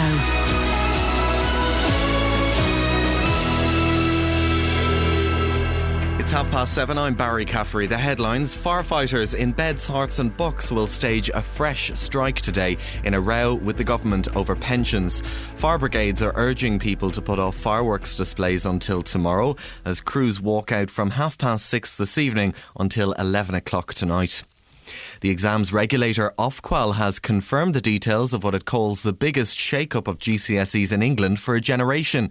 A new numerical system for marking will see an extra grade added. Students will be scored from 1 to 9, with 9 being the best grade. Police have made 2 arrests in connection with the murder of a pizza delivery man in Sheffield. Thavisha Perry's was stabbed on his final shift as a delivery driver on Sunday night. And the weather, it will be a mostly cloudy day today with some rain but also some brighter spells. Maximum temperatures of 13 degrees Celsius. That's 55 degrees Fahrenheit. Three Counties Sports. BBC Three Counties Radio. Watford kick off tomorrow's football programme with a 12:15 start at home to Leicester in the Championship.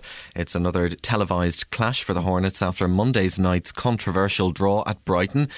Elsewhere in League One, MK Dons host Walsall with manager Carl Robinson, aware that they have lost 4 of their last 5 league matches. I think if you keep doing the right things, it'll turn. Listen, there's been a number of times when it's been great and it's been easy to stick with us, but when it's not great, we've got to stick together even more. Also in League One, improving Stevenage go to second place Wolves with manager Graham Westley feeling they're beginning to look like his previous Borough teams. On a good day we'd win well, and on a bad day we won, and that was what we did. And this group is starting to understand now what it takes to win well on a good day, and just win when you're not at your best. In League 2, Wickham travel to Accrington, and in the conference, Luton make the long trip to Gateshead tomorrow. Scott Griffiths picked up an injury during the warm-up last Saturday, and Hatters boss John Still will assess the fullback who does travel. He's trained all week, so he'll come with us to Gateshead. But when we're training at Leeds tomorrow, so I'll have a look tomorrow, and I'll decide from that. But if there's an ounce of doubt, let's give him a rest, and I know he'll be fine after that. Opening batsman Joe Root has been dismissed for 36 as England continue their reply on day 2 of their Ashes warm-up match against a Western Australia 11 in Perth.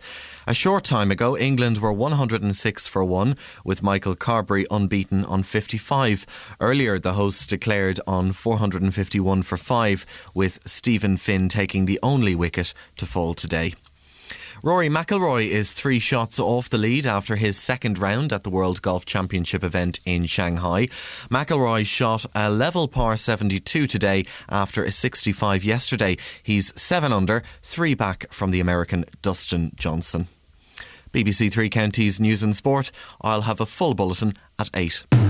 Call 08459 455 555. BBC Three Counties Radio. Morning, this is Iain Lee, BBC Three Counties Radio. Now, did you have fun last night, trick-or-treating? I didn't get to do it with my boys. I had to go out and work. Oh, it's breaking my heart.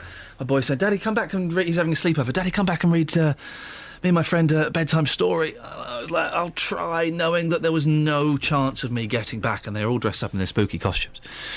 I missed it, but it looked fun. We're talking about the fact tonight the fire brigades are going to go on strike between 6:30 and 11 o'clock, possibly Friday the 1st of November, possibly one of the busiest nights, I'd imagine, for the fire brigade, with bonfires and fireworks and things going on like that. We've got some texts on this, 81333. Starting their text 3CR. I'm supporting the firefighters in trying to protect their health and, well, because of the changes in their pension. Their work requires lifting and carrying of people and equipment on a regular basis. The public need to be confident in them. It's sad they had to strike. It appears this is the only way they could bring attention to their situation for losers. Well, you're right, the public needs to be confident in them, but I guess that confidence is being eroded if they're choosing to strike on such potentially busy and dangerous days. 08459 455 555 is the telephone number if you want to give us a call on that. It's interesting. We're getting both sides of the argument here, including from Steve earlier on, who said, well, actually, the firemen, they have a pretty easy job. They're pretty lazy. I've heard this accusation before. It's pretty easy job. Lazy. They work 4 days on, 4 days off. They have other jobs. Well, that seems a little bit harsh. I couldn't be a fireman. I'm too tall. Wouldn't get the uniform to fit me. But also, my job compared to the fireman's job, piece of cake. I pull some levers, I wind some people up, I go home. Wonderful. I don't climb up tall ladders and pull children out of burning buildings. 08459 455 555. Jill takes the other side. Have they chosen to go into the fire brigade to save lives or because of their pension?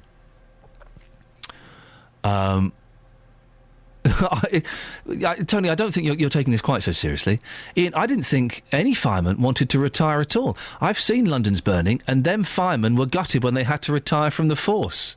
It's an interesting point. I don't know if we can take it quite as seriously as perhaps you'd like us to. 08459 455 555 is the telephone number. If you want to give us a call, you can also go to Facebook. We're talking about fireworks on Facebook as well. Can we find anybody this morning, anybody who has bought fireworks to let off in their back garden? I don't think that people necessarily do it anymore. Do they? I remember my dad doing it. I remember them doing it one year. And it was disappointing and it was rubbish. There was a Catherine's wheel that we left on the fence for the next 10 years. But does anybody do it? If you've bought fireworks for tonight or for this weekend, could you give me a call, please? 08459 455 555 and tell me why. Why would you spend that much money, and it's a lot of money, on what you know is going to be a disappointing 2-minute fumble in the back garden? Tim's on the line. Morning, Tim. Morning. Tim, have you bought any fireworks? Yeah. Have you? Yeah, I bought about £300 worth. £300 worth? Yeah. How many did that get you? 6? No, I got about 100 and something fireworks. What? What? What, are they all sparklers or something? No, there's some big rockets, multi-packs and all that sort of stuff. OK, so you've got 150 fireworks for 300 quid. I'm OK, let's assume that's true. They're going to look a little bit rubbish, though, compared to the things you can get all across the 3 counties, aren't they?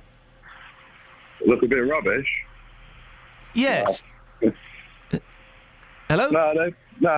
Fireworks, they're not going to look rubbish at all. OK, I'm going to let you go. There's loads of people that do it.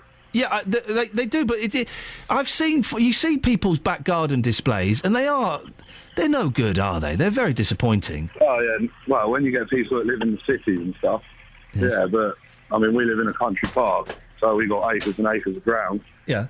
You live in a country park? Yeah. What, are you rich or something? No. What, do you live in a manor house or something? A mansion? No. So you're just going to go to the local park and set them off?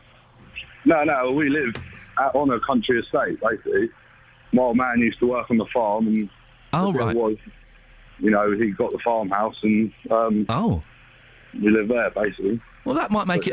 Tim, listen, we'll let it go, because it's not the best line, or indeed the best phone call, but... that makes it slightly different. I suppose doing it in the country, there's a certain excitement, a frisson around it, but...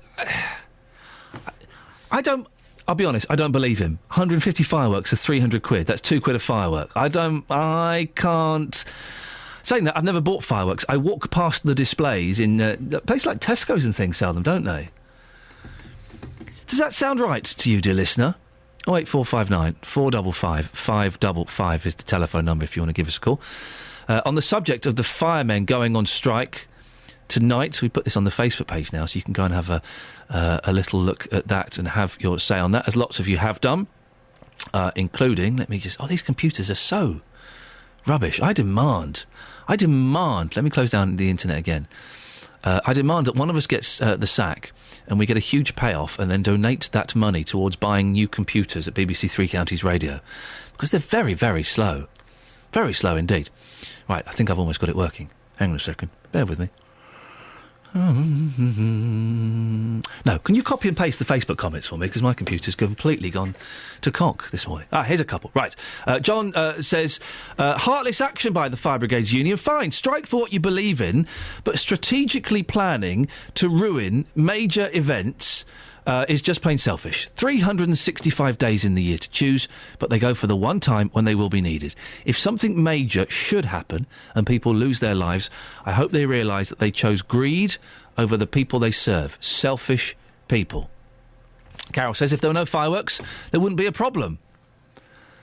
It take very strong reactions on both sides. Mark says sack the flipping lot of them. And give the jobs to people who want the work. Just one word, greed over money. Well, that's 3 words. But Robert says, I believe that the firefighters are irresponsible. They're putting people's lives at risk, so if there was a fire, they wouldn't attend to it. If so, then they shouldn't be firefighters. They should do other jobs. It is disgraceful. One suggestion, dear listener, punctuation makes my job a little bit easier. Full stops, commas, semicolons if you want. You don't need to put those in, but it just helps a bit. And then Sam says, good on them. They have a right to protect their interests by striking. They protect people every day. They should be allowed to protect their futures. So, those are the opinions on Facebook. What do you think?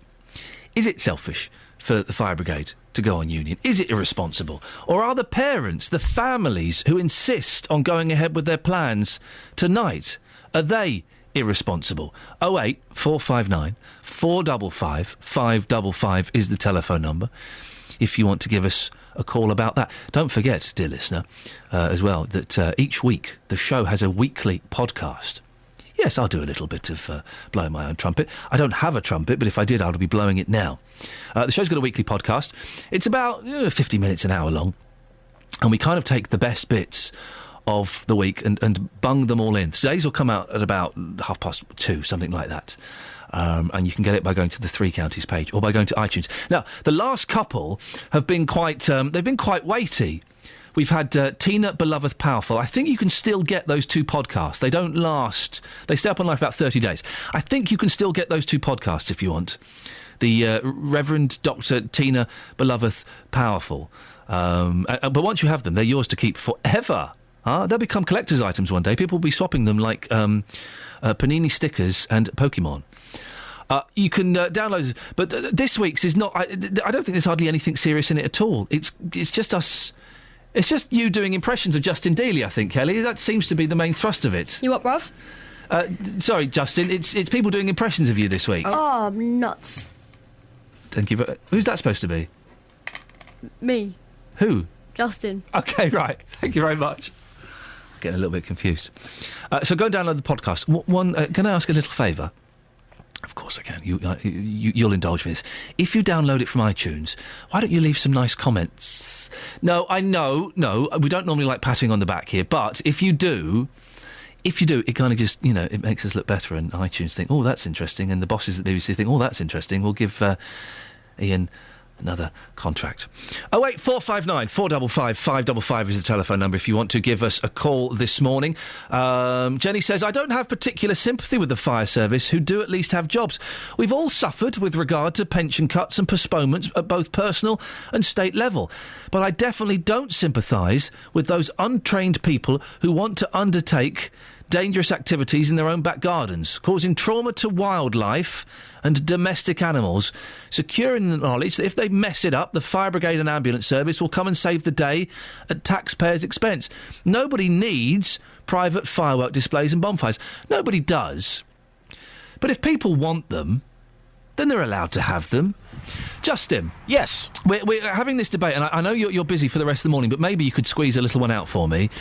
Who is the more irresponsible, the fire brigade for going on strike tonight, or the families who insist on having firework displays in their back garden? Oh, that's a really tough question, isn't it? That is a really tough one. I think it's probably going to be the first option now, I think, because most families who are going to be having displays in their back garden tonight and over the weekend, you would like to think that they would be responsible, wouldn't you? You'd like to think. I can't. The brigade, of course, doing what they're doing tonight by going on strike. Yes, they're trying to prove a point, but at the same time, they could ruin people's enjoyment. I'm just reading the comments on Facebook. Some people are actually getting very, very angry about this. It is a valid argument that they're making, I think, although some would disagree with even that. But I do think doing it on a Friday, and this nonsense about, it's not bonfire night till the 5th of November. No. Come on, it's the Friday, it's the closest weekend that Absolutely. You celebrate it. We have spoken this morning to independent firework traders, and they're all saying the same, that this year it falls slightly differently. For them, it is great news, because this weekend people will be having firework displays, and next weekend as well. So to say, well, it's not the 5th of November, for me, I'm sorry, but that just doesn't add up. Justin, thank you very much. We'll speak to you a bit later on. I know you've got a busy morning between now and 9 o'clock. It's BBC Three Counties Radio. Let's get the latest travel news now, shall we? Travel news for beds, cards and bugs. BBC Three Counties Radio. A car caught fire in Milton Keynes, Ian. It's left the A4146 blocked just by the Water Eaton roundabout, so that's mainly affecting the traffic trying to get from there towards Leighton Buzzard. Police on the scene holding traffic. Thanks to Kev and to Suzanne, who've been on to tell us about that. The A421 remains partly blocked westbound by an accident on Standing Way in Bletchley. Doesn't look like that's causing too much trouble. So the speed sensors generally show traffic moving relatively well. There aren't any significant delays anywhere. A little bit slow on the M25 anti-clockwise, junction 17 to 16 from Maple Cross to the M40. The bit between junctions 25 and 24 just busy, really, from the A10 round to Potters Bar. Russell Holding, BBC Three Counties Radio. Russell, thank you very much indeed.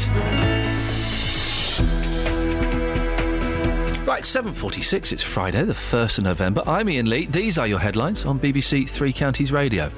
Fire brigades are urging people to put off fireworks displays until tomorrow as firefighters in Beds, Herts and Bucks stage a 4.5-hour walkout starting at 6:30 tonight. The exams regulator, Ofqual, has confirmed the details of what it calls the biggest shake-up of GCSEs in England for a generation. In sport, Watford kick off tomorrow's football programme with a 12:15 start at home to Leicester in the Championship. Coming up, a phone app to ensure paramedics take critically injured patients to the right hospital has been designed by a Bucks ambulance service. We'll talk about that and more after the latest weather with Elizabeth. Beds, Hearts and Bucks weather. BBC Three Counties Radio. Hello, very good morning to you. I think most places across the three counties are going to stay dry, or mostly dry today, until we get into the evening rush hour when we're expecting some very heavy rain indeed. But mostly dry through the morning and the first part of the afternoon at least. There will be some spells of brightness around as well, so not looking too bad. Temperatures nothing special, 12 or 13 degrees, 55 in Fahrenheit. We'll see the clouds thicken into the afternoon, the breeze pick up. We might even see a few dribs and drabs of rain around, but nothing too heavy until we do get into the rush hour, when we've got this system spreading up from the south. It's going to give us some really heavy bursts of rain, particularly for southern areas of the three counties that are currently under a Met Office weather warning, actually, for up to an inch of rainfall. Locally, we could see as much as 2 inches, so that's going to affect the evening rush hour home. There'll be lots of surface spray on the roads, pavements as well, I suppose, leading to some rather hazardous driving conditions. So something to be aware of. And of course, if you're out to a fireworks display tonight, you want to know that it is going to be rather a wet affair, if not damp squib, I hope not. But anyway, all of that rain is going to clear away off to the northeast as we head through the early hours of tomorrow morning. Until then, plenty of rainfall. Temperatures overnight not too cold underneath all of the cloud and the rain. We're looking at around 8 or 9 degrees. And then for tomorrow, dry for much of the day, certainly the morning, a bit of brightness around.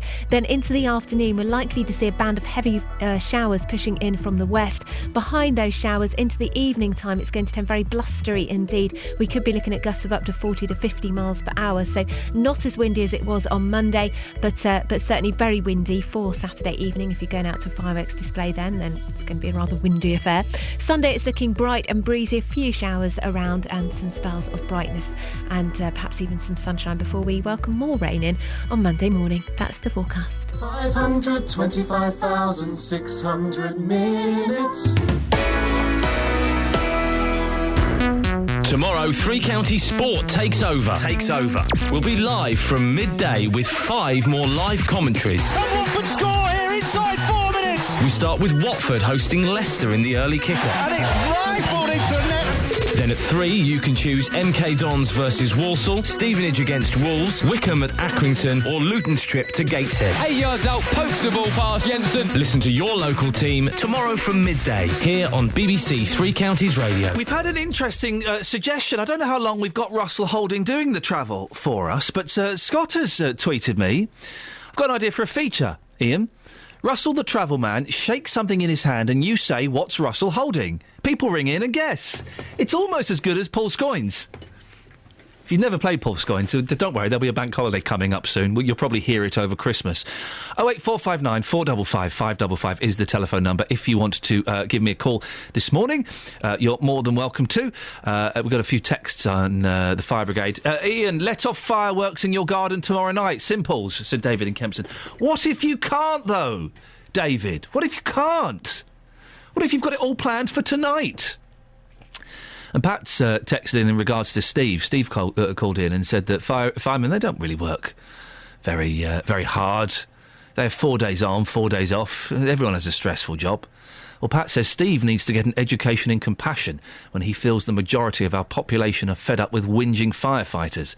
This government and the last has done more damage to unions than Maggie Thatcher ever did. Our cost of living has gone through the roof. Our rights to retire with a decent pension and at the right time has been wiped out. It goes on and on and on. The beneficiaries are the rich and they are creaming us working classes dry. Don't be fooled by governments crying over the economy. It's a smokescreen to print money for the well-off. Call 08459 455 555. BBC Three Counties Radio. Now, here's an interesting one. A phone app to ensure paramedics take critically injured patients to the right hospital has been designed by a Buckinghamshire ambulance service. South Central are launching the app called the Trauma Triage Tool. Trauma Centre Manager Nick Twier joins me on the line now. Nick, what is this app? Well, good morning. Well, it's an app that helps the ambulance crews make critical decisions when they're in a stressful and busy situation. And it helps them take the patient to the right hospital. Why do I find that shocking that they don't know which hospital to go to anyway? Well, just recently, in in April 2012, actually, major trauma networks across the country went live. And that meant that patients with really severe injuries, if they were injured right by one hospital, they might not be taken to it because it's important to get them to a hospital with all the specialists that they need. So this tool helps the ambulance crew decide, OK, do I need to take them to this nearest hospital to me, or actually do I need to bypass that one and go to one further away because that's going to have a better outcome for the patient? But haven't they got people at the end of a walkie-talkie who can tell them that?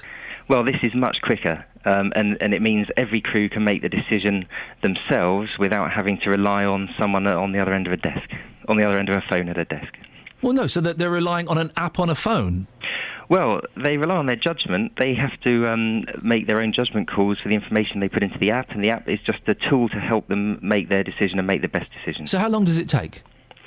That depends on the decisions made in the app. It might almost immediately tell you you need to go to a trauma centre, or it may take a little longer. But we're talking seconds rather than minutes. And the paramedics don't have that specialist knowledge already? Oh, they have the knowledge, but this helps them make their decision about where to go. I'm struggling to see the point of it, Nick, to be honest. If they have the knowledge, these people are highly trained. I've got a lot of respect for the paramedics, but surely it's wasting time by then getting your phone out. Let's just open. What's the part? Type the password in. Okay, where did I put that app? Where did I put the Blumen Hospital? Ah, there it is. Right. Okay. Right. What's wrong with him, Steve? They should know these things, shouldn't they? Is it expecting too much for our paramedics to know which hospitals will cater for which things? Well, I can see why you might think that, but in reality, major trauma isn't that common, actually, thankfully. So crews don't necessarily have that much experience of dealing with it. And not only that, but if it's the middle of the night, it's raining, there's lots going on all around them. Yeah. This is a really helpful tool just to help them make a quick decision. So because they don't... In the middle of all the chaos. So... Again, I would hope they were trained enough to... So because they don't have to deal with major trauma very often, they don't know where to go? No, I'm sure they do know where to go. This is just a tool to help them make the decision. So you don't... I'm sorry, listen, I've got a lot of respect for paramedics. I'm really struggling to see what the point of this is and how this is going to be anything other than a hindrance. I would imagine that when a paramedic comes to a scene of a major accident, they pick the person up, they see, right, he's got a broken back, let's take him to this hospital. Oh, he's got a massive head injury, let's take him to this hospital. But they can't do that without an app. Well, it's sometimes a little more subtle than that, and this app just helps them make the right decision. How? Talk me through it. We're at an accident, Nick, and Yep. There are some subtle injuries to somebody. What would we do? Not subtle, but these probably won't be subtle injuries. But they would look at the tool at the moment, which is on paper. All right, listen. We've come to. There's a car crash on the A5, and there's a fella who's smashed his head on the windscreen, and it looks like he's damaged his leg. So what do we do? Get your phone out, Nick. What are we going to do? Well, there's a decision-making process that would go on regardless. This just helps speed. Let's work through it. So, how would the app help us? Well, often with major trauma, if the patient has a certain injury severity, so all their injuries add up to a certain injury severity, then actually they might be better off going to a major trauma centre, what I'm asking, a local hospital. What I'm asking, talk us. This really helps the. Talk us through what they would do on the app. Talk us through how the app operates and what they would do. The app will ask them a question, and they will just answer yes or no. So it's nice and nice. What questions will it ask us? I haven't got the app in front of me, actually. Have you seen the app? Oh, of course I've seen the app. Okay, so what questions... I'm a dreaded NHS manager, so I don't actually use it on the ground. Oh, we're talking to the wrong person then, it would appear. But you've seen... Possibly. OK, well, Nick, we'll leave it there then. Thank you very much. Nick Twier, from the Trauma Centre manager. I was just wouldn't mind a little walk through the app to see how that's going to help things. I would kind of hope that... Anyway. Nick, thank you very much indeed. It just feels me a little bit... I'm a little bit concerned... I'm a little bit concerned that paramedics don't know that information immediately. Is that wrong of me? 08459 455 555. I've been sent a message that says brilliant text. Is this genuinely a brilliant text, Catherine? Yeah, that didn't connect until you... when you hear the sound of human kindness, and that's what you'll hear if you listen to this. Do you want to read it or shall I read it? You should read it. OK. It's a text. OK, I did a good deed. They mean deed, I'm assuming. Yeah. I did a good deed Thursday Eve in Tesco's by talking to a lovely old lonely man. He gave me a quaver. So I gave him a bottle of orange. That's not a fair trade-off. He gave me a quaver, so I gave him a bottle of orange. It was kind. We must talk to older people. I'm Mariam Gord. I'm only 62, from St Albans. Ian, I wonder if you could say thank you very much to the kind, caring lady who helped me Thursday about 7pm when I fell badly in Sandridge Road, St Albans. I was hurt and shaken up. Was second fall this week. Oh, dear. Because of the state of our pavements, with my loaded shopping trolley going down on my legs. She was with 2 children and another parent and children dressed up for Halloween. They look great, too. I just put a bag of sweets in the trolley before I left in case I met trick-or-treaters. So it was lucky it was Halloween. Thank you all. Thank you. I'm too. Mariam Gord, St Albans. Well, it's an interesting... you're right, it's a brilliant text. And well done. Thank you to those people who helped Mariam Gord up in St Albans. And it's nice to swap snacks. A quaver and an orange juice is not a fair snack swap. No, she's kinder than he is. Yeah, definitely. Thank you very much indeed. 08459 455 555 is the telephone number if you want to give us a call and tell us, about nice things that have happened to you. We were talking about good deeds earlier on. Apparently, the average Brit does 48 good deeds a year. Is that all? And they include things like holding a door open. That's not a good deed. That's just common decency, isn't it? Travel news for beds, cards and bugs. BBC Three Counties Radio. Well, the A4146 is blocked as a car on fire. They might put the fire out, but the road's still blocked southbound at the Water-Eaton roundabout in Milton Keynes, so that causing queues for traffic trying to get towards Leighton Buzzard. The A421 remains partly blocked westbound along Standing Way and Bletchley, where there's been an accident by the Denby Hall Drive junction. That doesn't look like it's causing much trouble. In fact, the speed sensors suggest traffic's still not too bad at the moment. There are certainly no significant delays anywhere. A little bit busy on the M25 anti-clockwise, junctions 25 to 24, through the roadworks between the A10 and Potters Bar, then slope from 17 round to 16. That's Maple Cross to the M40. M1 seems all right. Russell Holding, BBC Three Counties Radio. Russell, thank you very much indeed. An odd show this morning. It's been all over the place, but still a good show. Don't forget, in the last hour, on a Friday, we like to have a little bit of live music for you to kind of uplift you for the weekend. Got some cracking music for you before the end of the show today. The firemen are going on strike tonight. Who's more irresponsible? The fire brigade or the people that still insist on having fireworks tonight? Local and vocal across beds, hearts and bucks. This is BBC Three Counties Radio.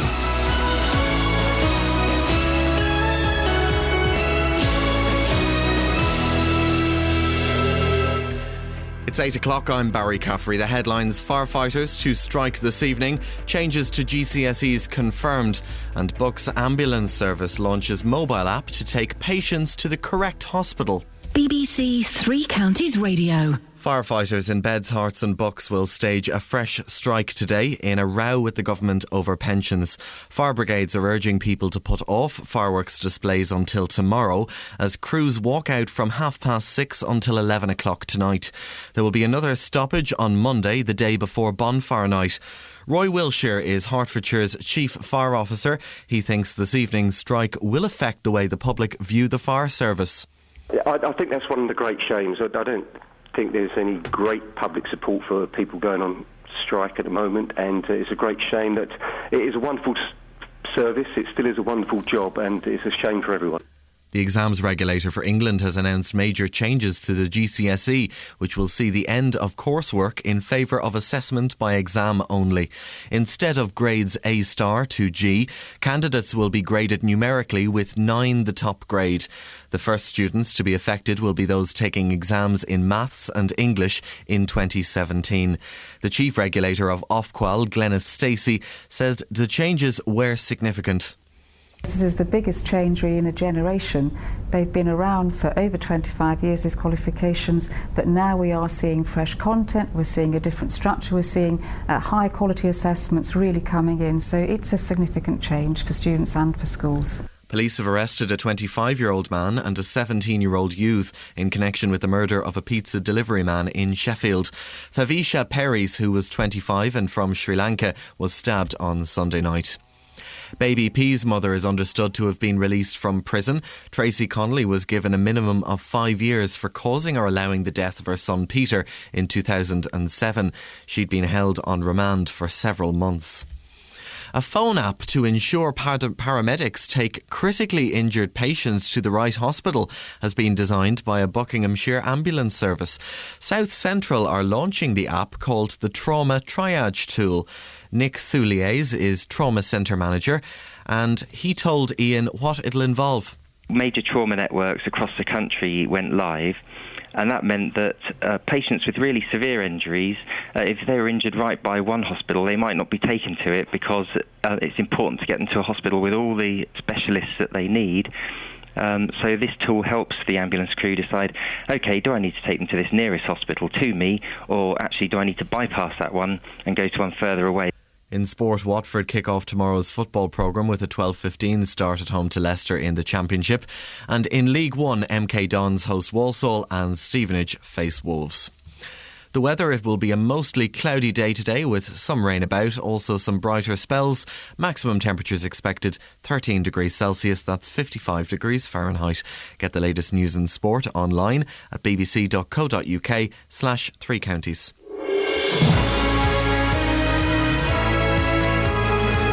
Thank you, Barry. Morning, Iain Lee, BBC Three Counties Radio. Lots coming on the show between now and JVS at 9 o'clock. It's that time of the year when normal, healthy adults do something stupid. They burn stuff in their back gardens. Well, meanwhile, the Fire Brigades Union have decided tonight's the night to stage a 4.5-hour walkout. Who's the most irresponsible? The Fire Brigade for striking tonight, or the people that insist on having bonfires and fireworks tonight? You've been hearing on the news, and just before the news, an app has been released to help paramedics and ambulance teams decide which hospital to take you in an emergency. Makes me a little bit concerned. Lots of you want to have your say on this as well. Facebook.com/BBC3CR. Give me a call, 08459 455 555. Across beds, hearts and bucks. This is BBC Three Counties Radio. John has sent me an email regarding the app. There's basically this app. We spoke to an NHS manager who I'm surprised to know if you can come on and talk about the app. Ideally have the app in front of you, or at least have walked through it several times so you can talk about it in detail. It's a little tip for you there. But this app, if you're a paramedic, you turn up at an accident and you're not quite sure which hospital to take to, you get your mobile phone out, get your iPhone out, you have a look at the app, you answer some questions, it tells you where to go. I need to speak to a serving paramedic on this to find out if that sounds like nonsense or actually I'm missing the point of it. 08459 455 555. John, a retired paramedic, has emailed me. As a retired paramedic with 32 years' experience, if a paramedic needs an app to know which hospital to go to, then God help us. That's a retired paramedic. Listen, maybe things have changed since John's day. 08459 455 555. Celia's in Leighton Buzzard. Celia, you needed to call the ambulance out, didn't you? Yes, I did. What happened? My heart was sort of going 19 to the dozen. Called the paramedics out, and they sort of checked me out, and I've got what they call atrial fibrillation. My heart was going about 130, 140 beats a minute. And they said I needed to go into hospital, and I said, well, could you please take me to Milton Keynes, because that's the hospital where I usually go to.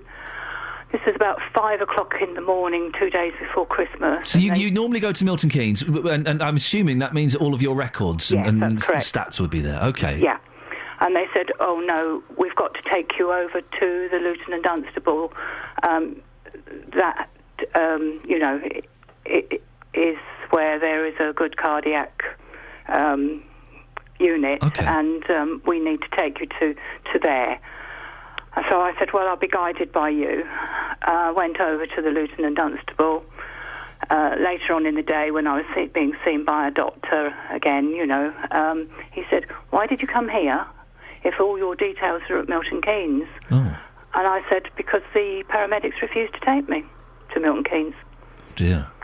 So how is this app going to be useful if when, you're lucid and can say where you're usually treated and the paramedics choose not to take you there? I then found out that they were due off duty at 6 o'clock that morning. Oh, and what time did you call them out? About 5. Celia, thank you very much indeed. You draw your own conclusions from that. This app confuses me, and I'm sorry if it seemed I was being a little bit rude to our guest, but I was getting frustrated and I was confused.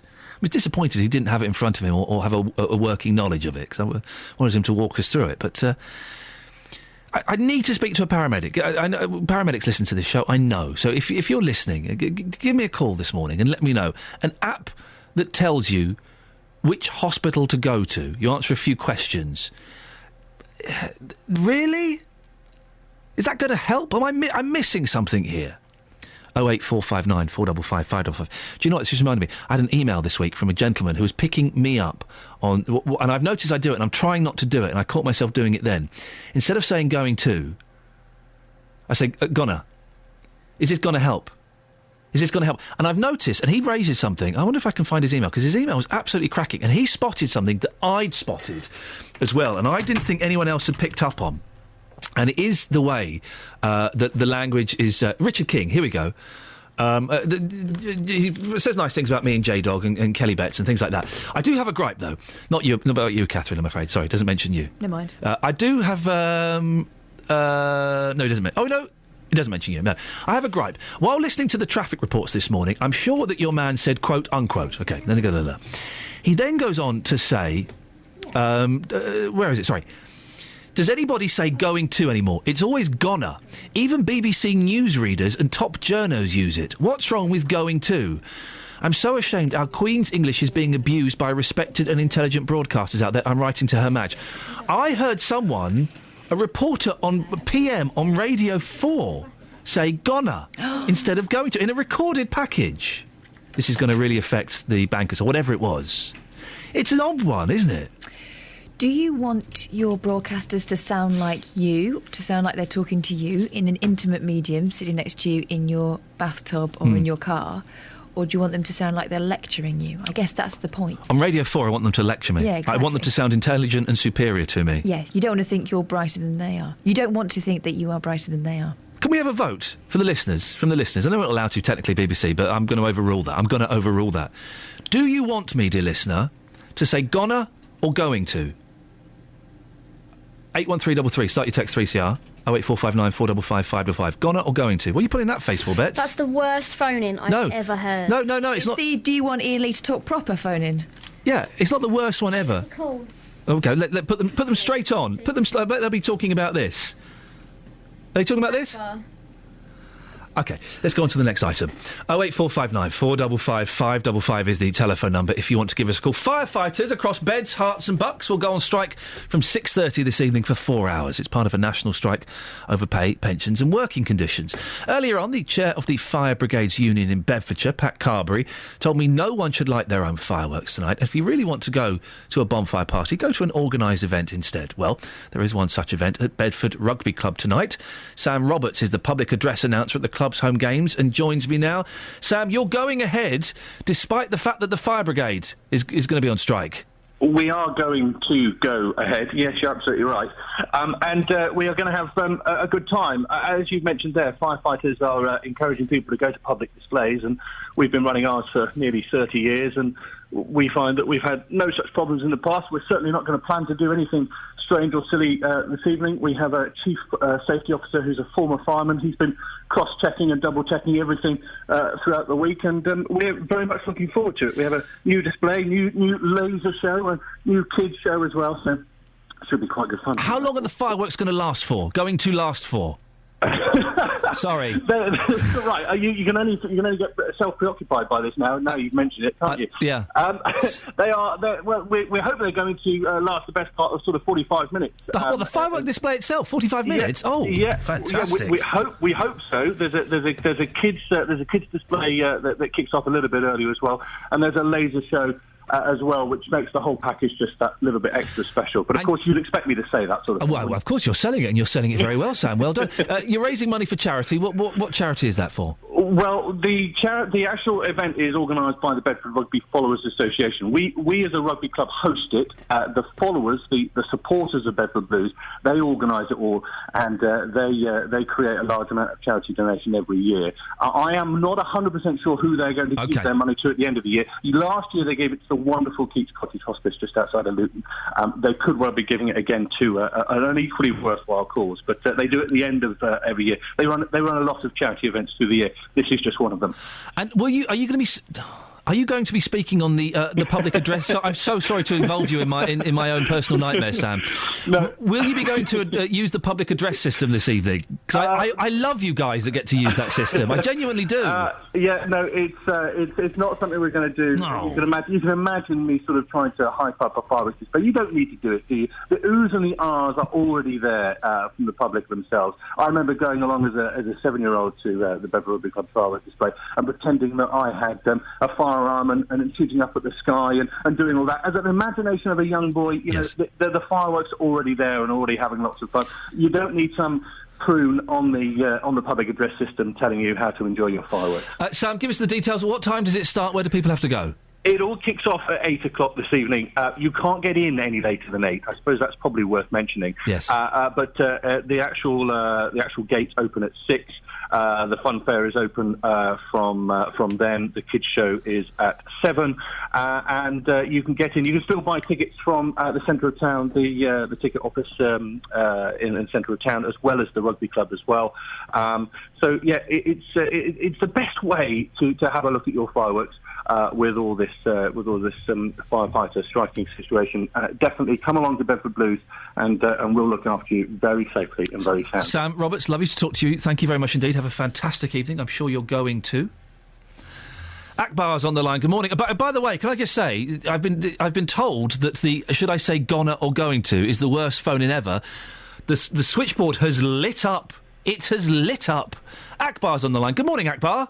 Good morning, Ian, and it's been a wonderful show this morning. Yeah, I would say it's the weakest one this week. I would give it a 5.5 out of 10, but I'm a harsh judge. Thank you for your kind words. I would place it somewhere between 7.5 and 8. Thank you very much indeed. Well, that's very kind. Right. Two comments. Fire brigades people are not being greedy. What they are trying to do to use the occasion to maximize their case for the attention of the general public, and for the sake of 4 hours, it shouldn't be an awfully difficult job for us to sort of work around that and make small adjustments to our programs and be safe and be helpful to these people as well. My other comment regarding this very same issue is this, that spending between 50, 60 pounds to 100, 150 pounds is a lot of money. Times are hard, and the families are not loaded, and it's difficult for everyone to sort of go out and burn their money in their back garden. So, and thirdly, I'm sure you must have realized, Ian, that the formation of communities over the periods have also changed. There are people of different cultures, traditions, and faiths among the communities, and they in some way might not be minded to celebrate these kind of events. Everyone likes fireworks, Akbar, apart from dogs. Everyone. Yes, everyone likes, and all children like. But I used to buy and go about these fireworks for my children when they were young. But I personally feel that it's an expensive exercise for lots of people, and that's why people are being hesitant. Akbar, and we're running out of time. Final question. Gonna or going to? Going to. Akbar, thank you very much. Bye. Travel news for beds, cards and bugs. BBC Three Counties Radio. Well, the A4146 remains blocked southbound, Ian, at the Water Eater roundabout in Milton Keynes. There was a car fire there, and that's been causing queues, particularly for traffic trying to get towards Leighton Buzzard from there. And Ray's been on in Milton Keynes to say that accident is still on the A421 on Standing Way in Bletchley, westbound partly blocked at the Denby Hall Drive junction, so just off the A5, causing some slight delays. I think it's causing too much trouble. Speed sensors are picking up some delays around Hitchin on the A602. It looks very slow westbound on Stevenage Road towards the Hitchin Hill London Road roundabout, and Upper Tarhouse Road is looking very, very busy. Upper Tarhouse Street, I should say. There are queues in both directions in Hitchin. M25, not too bad today, a little bit slow anti-clockwise around junction 16, turn for the M40. M1 seems all right. Russell Holding, BBC Three Counties Radio. Thank you, Russell. 8:17, it's Friday the 1st of November. I'm Iain Lee. These are your headlines on BBC Three Counties Radio. Firefighters in England and Wales are set to stage a fresh strike later today over pensions. The exams regulator for England has announced a major overhaul to GCSEs. And in sport, Watford take on Leicester at home in the Championship tomorrow in the early kick-off at 12:15. The weather, it'll be mostly dry with some rain, brighter spells around 2. Maximum temperature is 13 degrees. Coming up,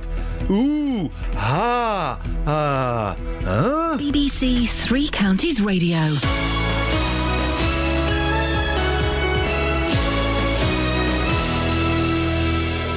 Roberto Perrone. I can bring you now some good news for women. What do you look like in a pair of Speedos or swim trunks? A pumpkin had been stolen from outside a hairdresser's salon. We've had lots of support since your programme, lots of phone calls telling us not to worry and everyone's looking out for them. What could I do to bring a smile to Dame Kelly Holmes' face?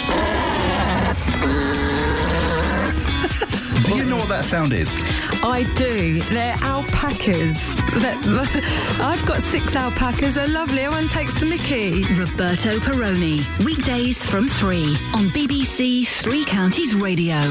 I'm not sure how happy Dame Kelly Holmes sounds there when Roberto's making the noise of a snorting alpaca. I don't know if she sounds pleased or... wanted to get out. Yes. Well... Jonathan yes. Vernon-Smith is in the studio. Morning. I know you won't dwell on this because you're a very modest man. Oh. Congratulations. Thanks very much. You won. Well, it was 3 awards. You're modestly saying 2.5 last night. Well... the Gillard Awards. Very important awards. Gold for Best Mid-Morning Show, silver for Best Presenter, and a bronze for something else. I don't know. I forget about Oh, the poor person who came 4th in that category. You're not even giving them that respect. Yeah. Well done. Congratulations. Thanks Good very much. Do you have a bit of a boozy night? Yes, a bit. I can see. Can you tell?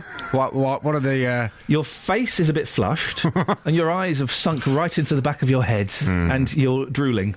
I'm drooling as well. I've just treated my team to a bacon sandwich. We needed a bacon sandwich.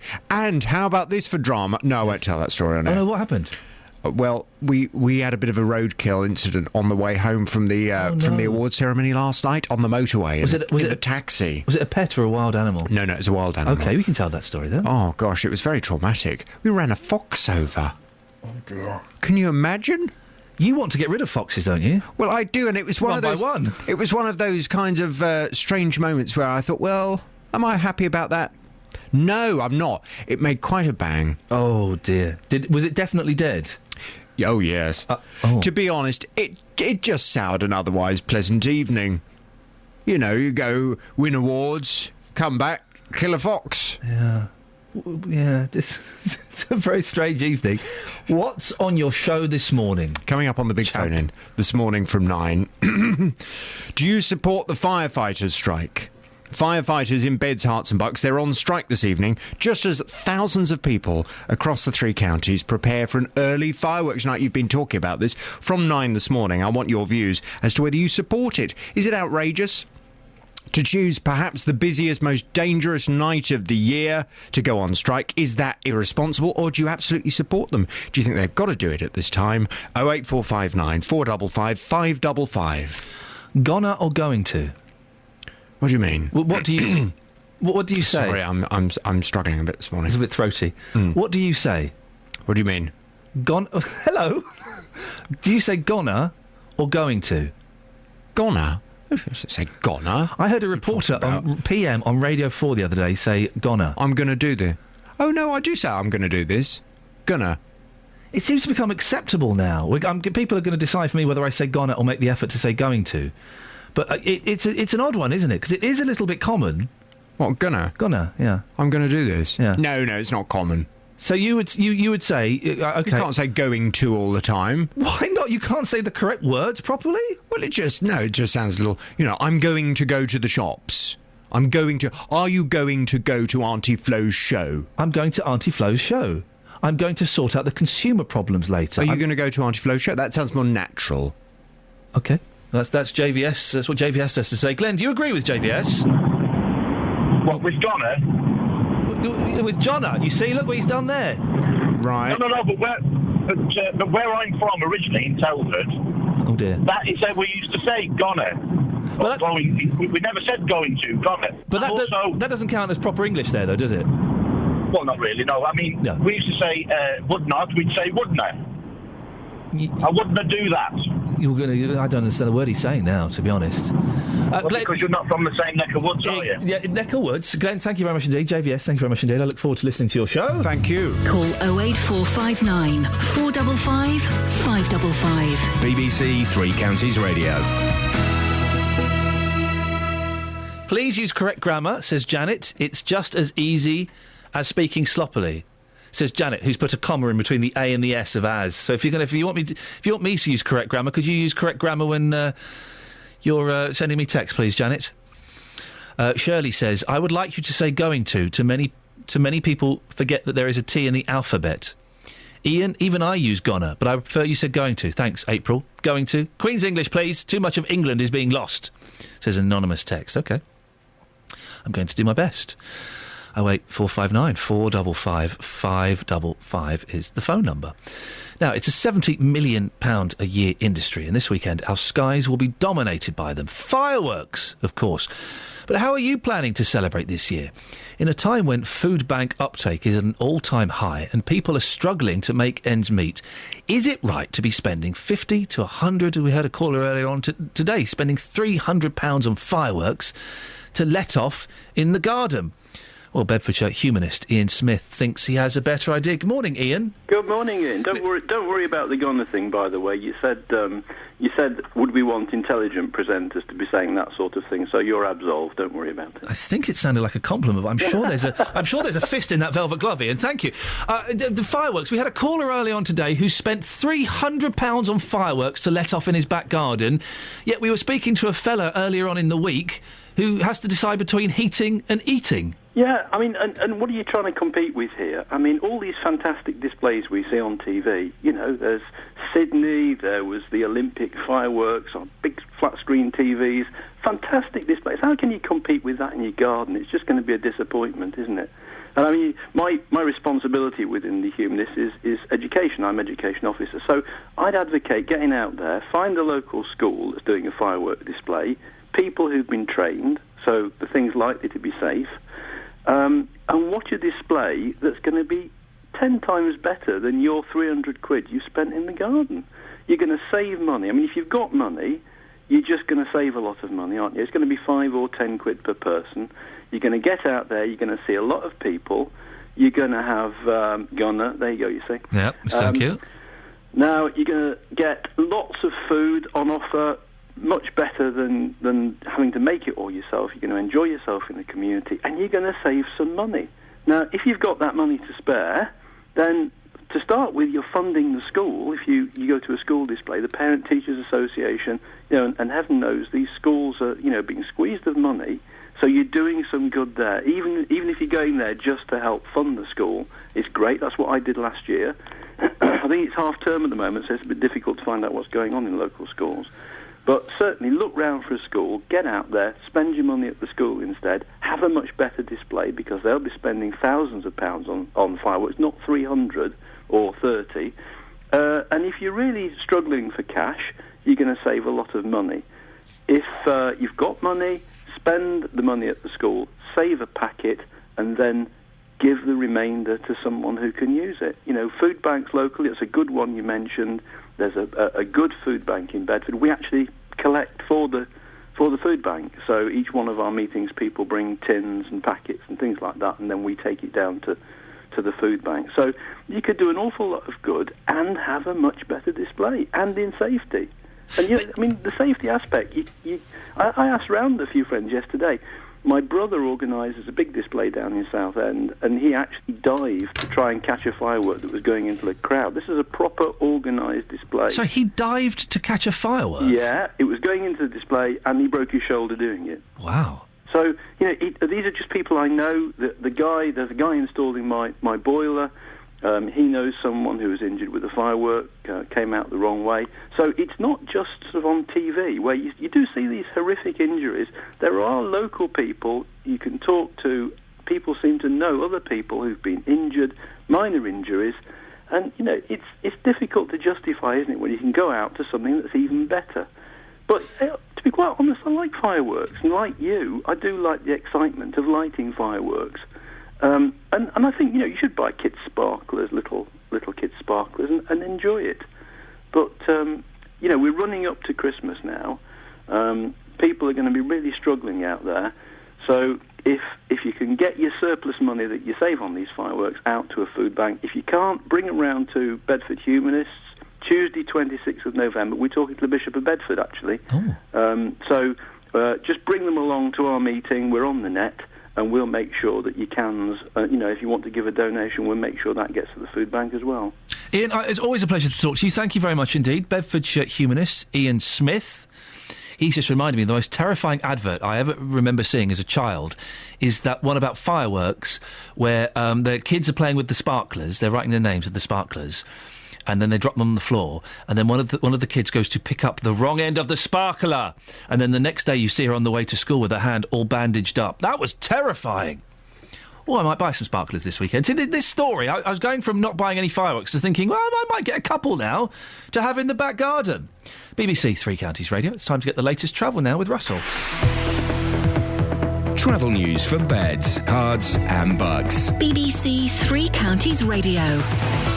Well, I've got a bit more information about this fire on the A4146. The police are saying it's a crane that's on fire at the Soulbury roundabout near Leighton Buzzard. So that's the section that's been closed off, I'm told, in both directions now. So that causing delays back around Lindslade. There's still the A421 as well, partly blocked westbound along Standing Way in Bletchley because of an accident at the junction with Denby Hall Drive. The M1 and the M25, there are bits that look busy, but it's not that bad this morning. Often a little bit lighter on a Friday than we see on other delays, what we see on other days of the week. The delays I've mentioned earlier around Hitchin look to have eased up a little bit, so that's much better than it was earlier on. Still busy, particularly on the A505 heading into Hitchin on the eastbound approach. Russell Holding, BBC Three Counties Radio. Russell, thank you very much indeed. 8:30, let's get the news and sport now. Here's Barry Caffrey.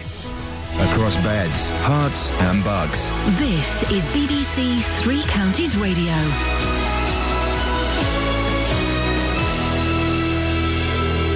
It's 8:30, I'm Barry Caffrey. Here are the headlines. Firefighters in Beds, Hearts and Bucks will stage a fresh strike today in a row with the government over pensions. Fire brigades are urging people to put off fireworks displays until tomorrow as crews walk out from 6:30 this evening until 11 o'clock tonight. The exams regulator for England has announced major changes to the GCSE, which will see the end of coursework in favour of assessment by exam only. Instead of grades A* to G, candidates will be graded numerically, with 9 the top grade. Baby P's mother is understood to have been released from prison. Tracy Connolly was given a minimum of 5 years for causing or allowing the death of her son Peter in 2007. She'd been held on remand for several months. And the weather, it will be a mostly cloudy day with some rain but also some brighter spells around. Maximum temperatures of 13 degrees Celsius, that's 55 degrees Fahrenheit. Three Counties Sports. BBC Three Counties Radio. Watford kick off tomorrow's football programme with a 12:15 start at home to Leicester in the Championship.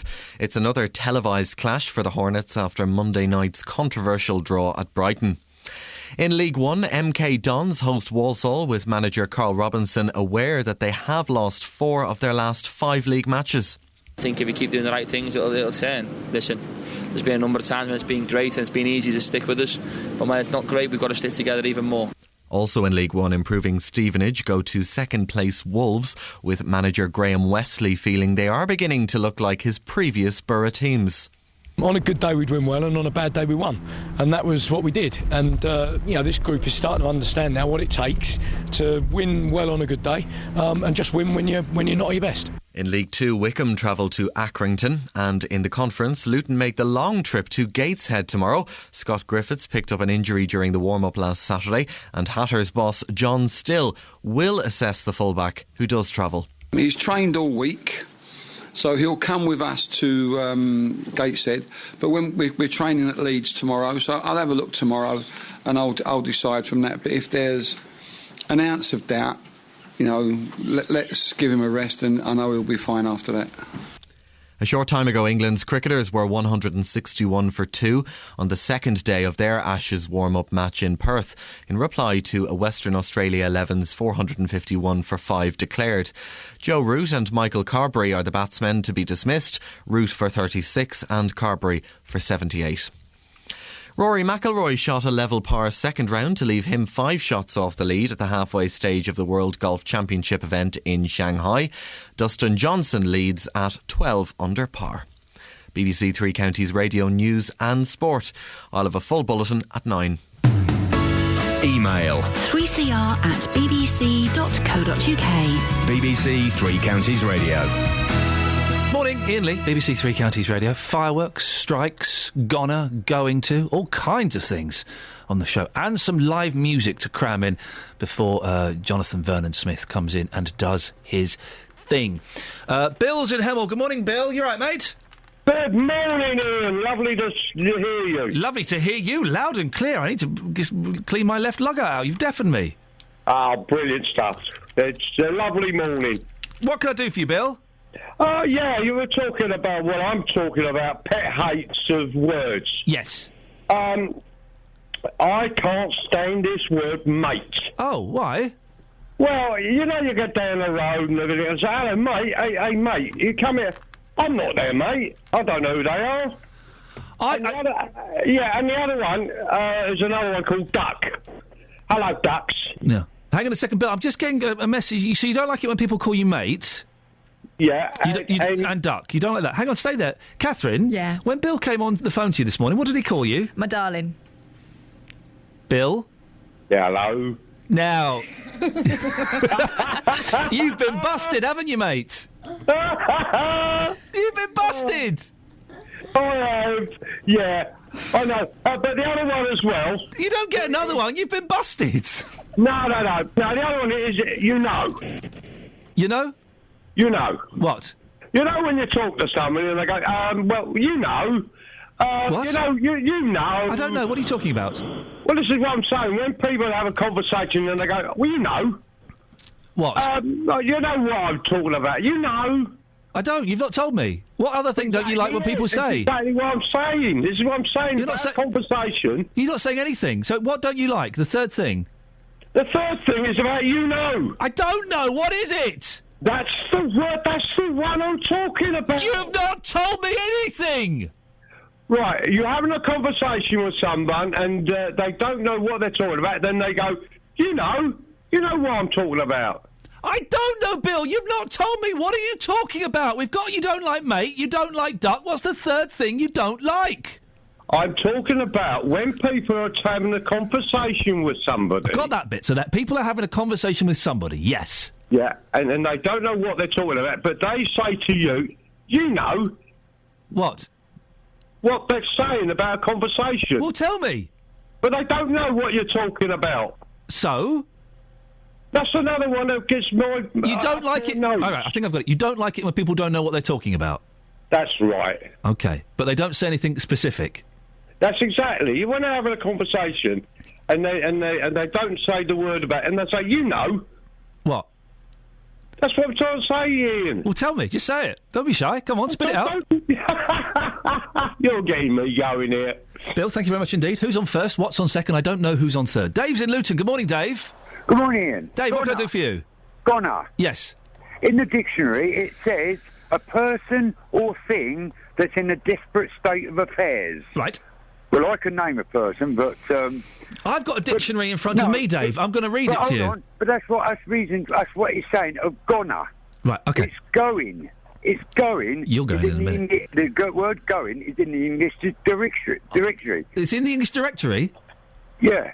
OK. I've got a word. See if you can work out what word I'm reading the definition of. Censure, condemnation or disapproval expressed especially by public opinion. A prohibition imposed by law or official decree. An excommunication or condemnation by church officials.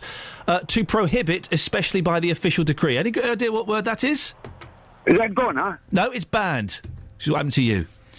08459 455 555 is the telephone number if you want to give me a call. Our reporter. Can we put let's see if we can squeeze in Bill as well into the podcast, shall we? That's fun.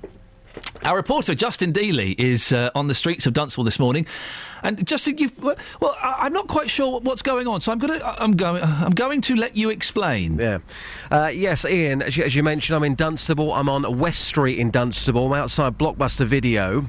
I'm here with Adam Sibley. He's got a placard. He's got a megaphone. He's not very happy. Adam, you're live across Beds, Herts and Bucks. Why are you so angry against Blockbuster Video? Well, basically, they've been taking pre-orders now since the beginning of the summer for these new next-generation consoles, and now they've all of a sudden turned around and said that they're going to be issuing them. So, in essence, I've paid £450 to get a console, and now they're saying I'm not going to get it, and also that a possibility I won't get a refund. So this is because the company this week have gone back into administration again. They're saying you can't have your console and you can't have your money back. Well, yeah, but I don't know if they actually have gone into administration yet, and surely if the company hasn't gone into administration, then they should issue a full refund, because I've not received the goods or a service, so therefore, what am I paying for? Now, you spent £450 on these products. You ordered them back in June. You paid for them last week. What are the stores saying to you? They're basically saying that I need to email to their online store to try and get a refund, but I don't see why that's possible, because I paid for my transaction in store. Why can't they do the refund in store?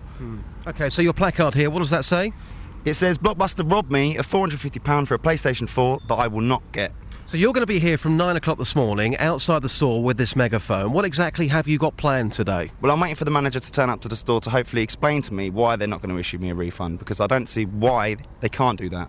They've got credit card terminals in there that can issue refunds, so why not use them? Why go through all this palaver and just long out customer service experience?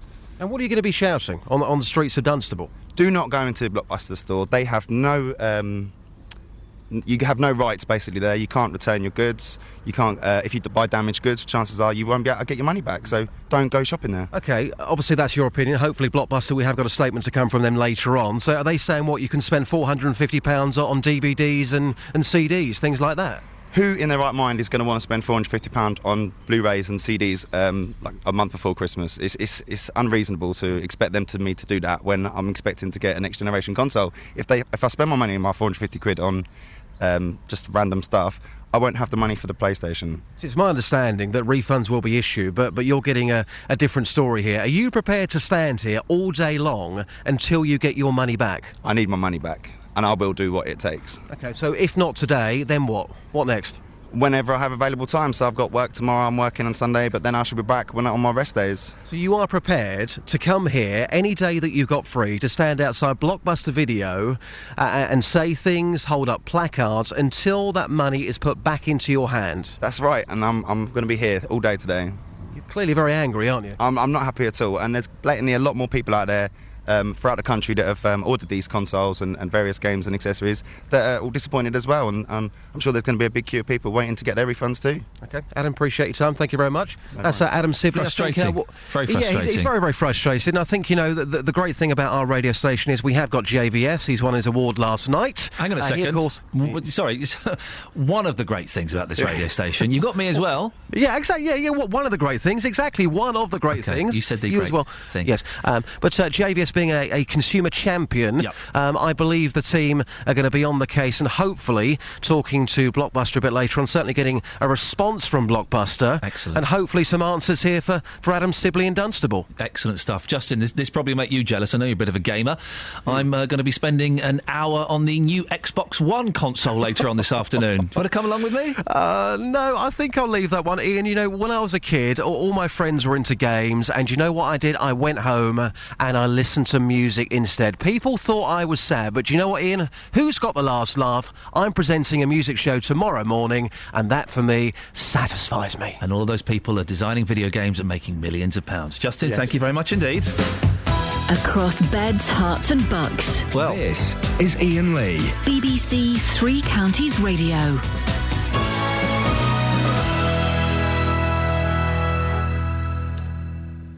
We were told it would never take off as a topic. Are you serious? Yeah. But it has done. Gonna, going to. The debate continues. Jeffrey's in Bracknell. Good morning, Jeffrey. Yeah, Churchill said that is a linguistic inaptitude up with which I will not put, and I agree completely with him. But what does that mean in English? It means there are correct forms of expressing yourself in the English language and incorrect forms. Okay. And shortening words for laziness and convenience sake, or for trendy street level, talk, or, kind of like, well, it could be then again, but literally that is just terrible. Why, we're sending 50% of our children to university now, and I heard the other day a woman coming up proclaiming she had a university degree and saying she was going to teaching, citizenship, and she said, we was there. We was there. She's come out with a university degree. That is appalling standards. We were there is the correct linguistic expression for what she wants to say. And the fact that the teaching profession is sending people off to university with that kind of linguistic inaptitude is appalling. But as long as the point is being conveyed, and people are going to understand it, aren't they, it doesn't matter, does it? It matters hugely, yes. To you, but to anyone else? Yeah. Well, you try and take a legal case out against someone and saying, well, we were kind of walking down the street, maybe it was Thursday or maybe it's... Well, I can't exactly... No, but that's a different thing you're talking about. No, you're talking about vagaries in facts. We're talking about changing and shortening words in the English language. Saying it was maybe a Thursday or a Friday, that's a different argument, Jeffrey. All right. So focus on the point. No. I'm saying is that sloppy and slobby use of the English language leads to imprecision, and imprecision is dangerous. Charge those guns over there was Lord Cadogan's command to the Light Brigade, and you can listen to some famous poet's rendition of the Light Brigade, whose name I can't... Slightly imprecise there, Jeffrey, but continue. No. Well, it's imprecise in that you don't know his name. That's true. Hoisted by your own. Petard. Yes. I beg your pardon? Not flag, but petard. Yeah. So another thing. You go into an English language A-level exam, and you want to quote something from Shakespeare, and you say you start to say fair is foul, and foul is kind of not very nice. Now, would the English examiner give you top marks for being imprecise about your Shakespearean quote, or would he give top marks to the person who was exact about it? What would be the right thing to do? Jeffrey, the right thing to do is to move on as I'm scratching my head. I haven't got a clue. Thank you very much, Jeffrey. 08459 455 555, BBC Three Counties Radio, 8:45. Let's get the travel news now, shall we, with Russell? Yes. Travel news for beds, cards and bugs. BBC Three Counties Radio. Well, the A4146 remains closed each way after a crane caught fire at the Salisbury roundabout at Leighton Buzzard. That's causing delays, particularly around the Linslade area as a result. But otherwise, the other accident that there was on the A421 on Standing Way in Bletchley has been cleared now from the westbound side, so any delays there might have been as a result of that. Should have cleared up. Speed sensors really not picking up much in the way of delays. I can see the queues at Leighton Buzzard on the A4146, but otherwise the M1, M25, A1M, not too bad today. Russell Holding, BBC Three Counties Radio. Russell, thank you very much. Right, it's 8:46. It's Friday, the 1st of November. I'm Iain Lee. These are your headlines on BBC Three Counties Radio. Firefighters in Beds, Herts and Bucks will stage a 4.5-hour strike this evening in the first of two walkouts leading up to bonfire night. The exams regulator for England has confirmed the details of what it calls the biggest shake-up of GCSEs for a generation. And in sport, Watford kick off tomorrow's football programme at home to Leicester in the Championship. Coming up, we've got a little bit of music before the end of the show, as we always do on a Friday. I think you're going to enjoy this one. Beds, Hearts and Bucks weather. BBC Three Counties Radio. Hello, very good morning to you. Well, it does look like it should be mostly dry for the rest of the day today, or during the daylight hours anyway. We will see the cloud thicken as we get into the afternoon. The breeze will pick up. Top temperatures today, nothing too special, around average really. 12 or 13 degrees, 55 in Fahrenheit. As we head through into tonight though, it does look like the evening rush hour is going to be a very wet one. We've got rain spreading up from the south, up to an inch of rainfall quite widely, especially across southern areas of the three counties where it will be at its heaviest and where of course it will arrive first. Locally we could see as much as 2 inches, leading to some quite hideous driving conditions on the roads. Lots of surface water and spray of course, and bit of a damp squib of a fireworks night possibly tonight. It is certainly going to be a very wet one. The rain continuing to spread up from the south, eventually clearing away to the northeast as we get into tomorrow morning. So temperatures overnight not too chilly, between around 7 and 10 degrees underneath the cloud and the rain. Tomorrow it's going to be dry again for most of the day, but with a band of heavy showers pushing in from the west as we head into the late part of the afternoon. Some of them could really be quite heavy, perhaps even a rumble or two of thunder, but until then mostly dry with some brightness. But I think we could see quite a misty start, particularly over the Chilterns with all the moisture in the air. Then it's going to turn very blustery as we head into tomorrow evening. Some strong gusts of wind, gusting perhaps up to 40, even 50 miles per hour across the three counties. So very windy indeed, not as windy as it was on Monday. And then Sunday, the calmer looking day of the weekend, because we'll probably see it bright and breezy really, a few showers around, but some spells of sunshine too, and then more rain on Monday morning. That's the forecast, Ian. Thank you very much indeed. Here at BBC Three Counties Radio, we want to show off everything that's amazing about where we live. And to do that, we need your help. We'd like you to send your pictures of your favourite places from the three counties. Places like Dunstable Downs, Amptill Park, Ivinghoe Beacon, MK's Concrete Cows, Nebworth House, Waddesdon Manor.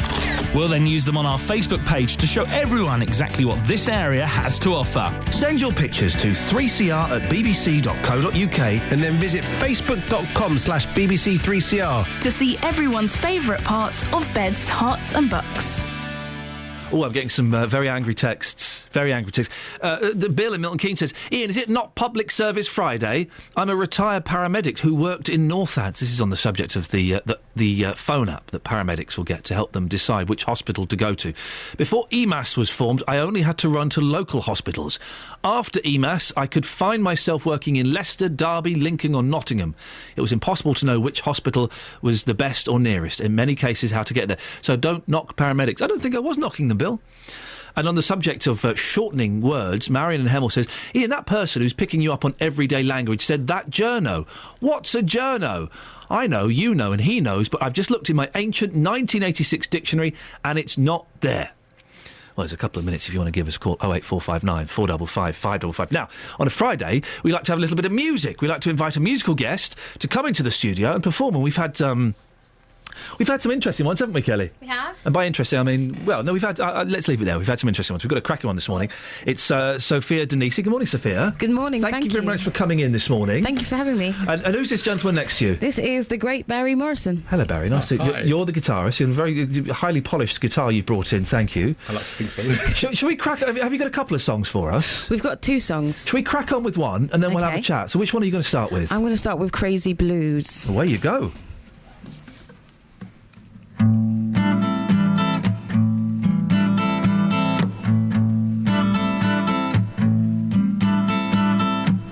The air is hot, the air is tight. A cinnamon for a fight. There's no way I can do right. There's no way I can do right.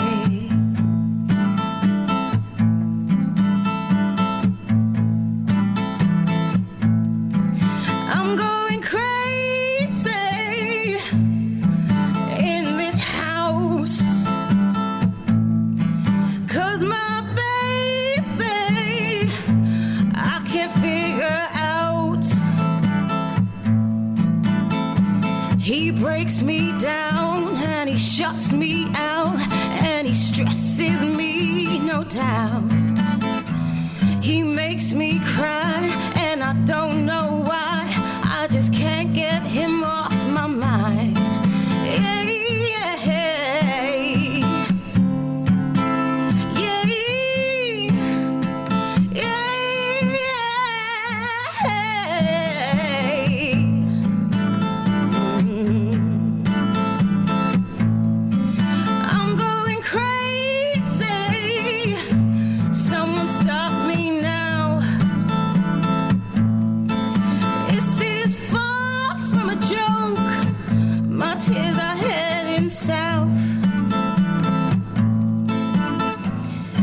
breaks me down, and he shuts me out, and he stresses me, don't doubt. He makes me cry, and I don't know why. I just can't get him off my mind. Yeah, yeah, yeah,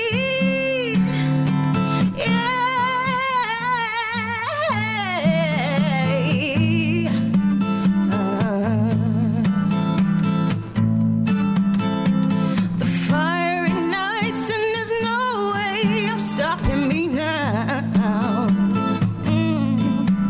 I said the fiery nights, and there's no way stopping me now. Blue, I'm feeling blue for you. Blue, I'm feeling blue for you. Blue, I'm feeling blue for you. Blue, I'm feeling blue for you. The fiery nights, and there's no way of stopping me now. I said the fiery nights, and there's no way stopping me now. Yeah, yeah, yeah.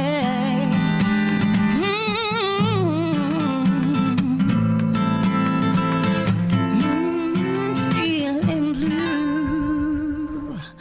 I'm feeling blue for you.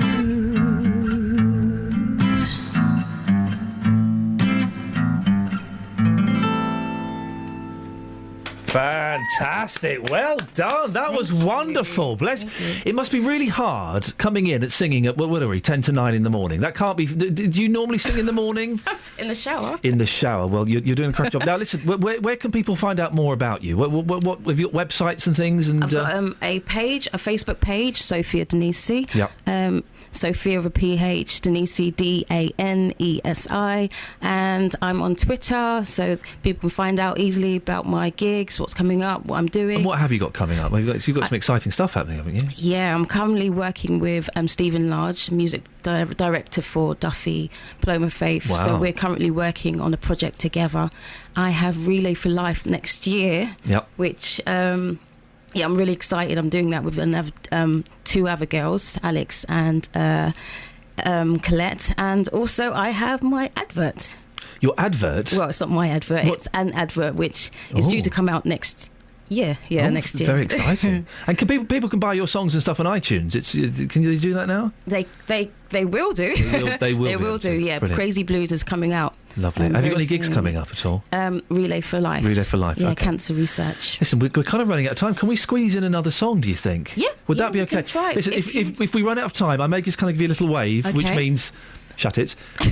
But in a polite way, and you'll carry on though, boss, if you don't mind. But hopefully we'll squeeze it in. So what are you going to play for us now?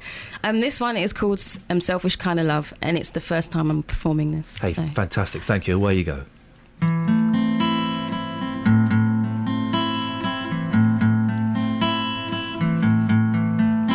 I woke up last night in the middle of the night, only to find you were gone. We had fought the other night, saying things that weren't right. I said I never loved you, baby, words that would come back to bite. And I knew that you would one day leave me all alone, but I never knew that you would leave me hanging on.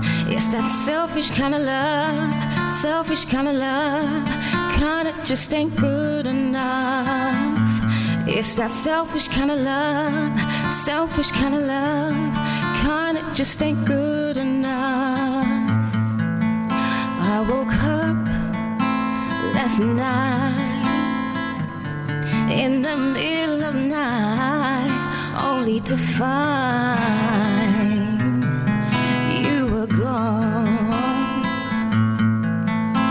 Can we at least be friends again? I know it's hard for us to pretend, but the words they come to mind I hate, and I wish I didn't feel this way. Can we at least be friends again? I know it's hard for us to pretend, but the words they come to mind I hate, and I wish I didn't feel this way. And I knew that you would one day all alone, but I never knew that you would leave me hanging on. It's that selfish kind of love, selfish kind of love, kind of just ain't good enough.